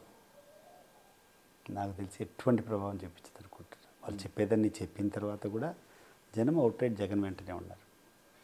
సో షర్మిలమ్మ చెప్పేటువంటి వాదంతో నాకు తెలిసి నాతో ఎవ్వరు కూడా చర్చించట్లేదు. నాకు ఫీలింగ్ కూడా నాకు కనపడడం లేదు. అంటే ఆ ప్రభావం ఏం లేదంటారు ఎక్కడే కానీ, ఏ ప్రభావాలు లేవు. షర్మిలమ్మ ప్రభావం లేదు, వివేకానంద రెడ్డి హత్య ప్రభావం లేదు. ఇక్కడ స్థానికంగా ఉన్నటువంటి వాళ్ళకి తెలుసు ఏం జరిగిందో, ఏం కథనో. సో ఇది ఎందుకు అనవసరంగా చేస్తుంటారు, ఆయన బాగా చేస్తున్నారు కదా పాలన, ఊరికి ఇవన్నీ ఎందుకు చేస్తున్నారు అనేది ప్రజలకు తెలుసు. ఈ ఎంటైర్ కడప జిల్లాలో ఈసారి ఈ వైఎస్ఆర్సీపీ ప్రభావం ఎలా ఉండదు? అన్ని సీట్లు గెలుస్తుంది. ప్రభంజనం అన్ని సీట్లు గెలుస్తుంది, మొత్తం డౌట్ లేదు. అన్ని సీట్లు గెలుస్తుంది, మంచి ఆధిక్యతతోనే గెలుస్తుంది. ఎవరైనా డౌట్ ఉంటే దయచేసి మీరు ఆ మిథ్యలో ఉండొద్దండి.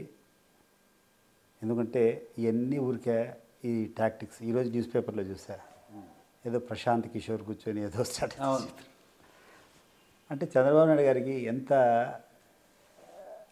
ఎంత తెలివితేటలు అంటే వీటన్నిటి మీద కోట్లు డబ్బులు పెడతాడు. ప్రశాంత్ కిషోర్ ఒక వ్యాపారవేత్త, డబ్బులు తీసుకుని డబ్బుల కోసం ఏమైనా చేస్తాడు. దాంట్లో ఏమైనా డౌట్ ఉందా? ఆయన చేసింది ఎక్కడైనా ఫ్రీ సర్వీస్ ఎక్కడైనా చేశాడా? ఆయన చేసింది వ్యాపారం. వ్యాపారం దేని మీద? సర్వేల మీద, స్ట్రాటజీల మీద ఒక వ్యాపారం చేసినాం. డబ్బులు తీసుకున్నాం, వాళ్ళకి స్ట్రాటజీలు ఇచ్చినాం. ఈరోజు సేమ్ థింగ్, చంద్రబాబు నాయుడు డబ్బులు ఇచ్చినట్టు ఏదో ఒకటి కూర్చొని ఒక ప్రెస్ స్టేట్మెంట్ ఇవ్వమని ప్రెస్ స్టేట్మెంట్ ఇచ్చినాడు. Okay, thank you Satish Reddy గారు, థ్యాంక్ యూ.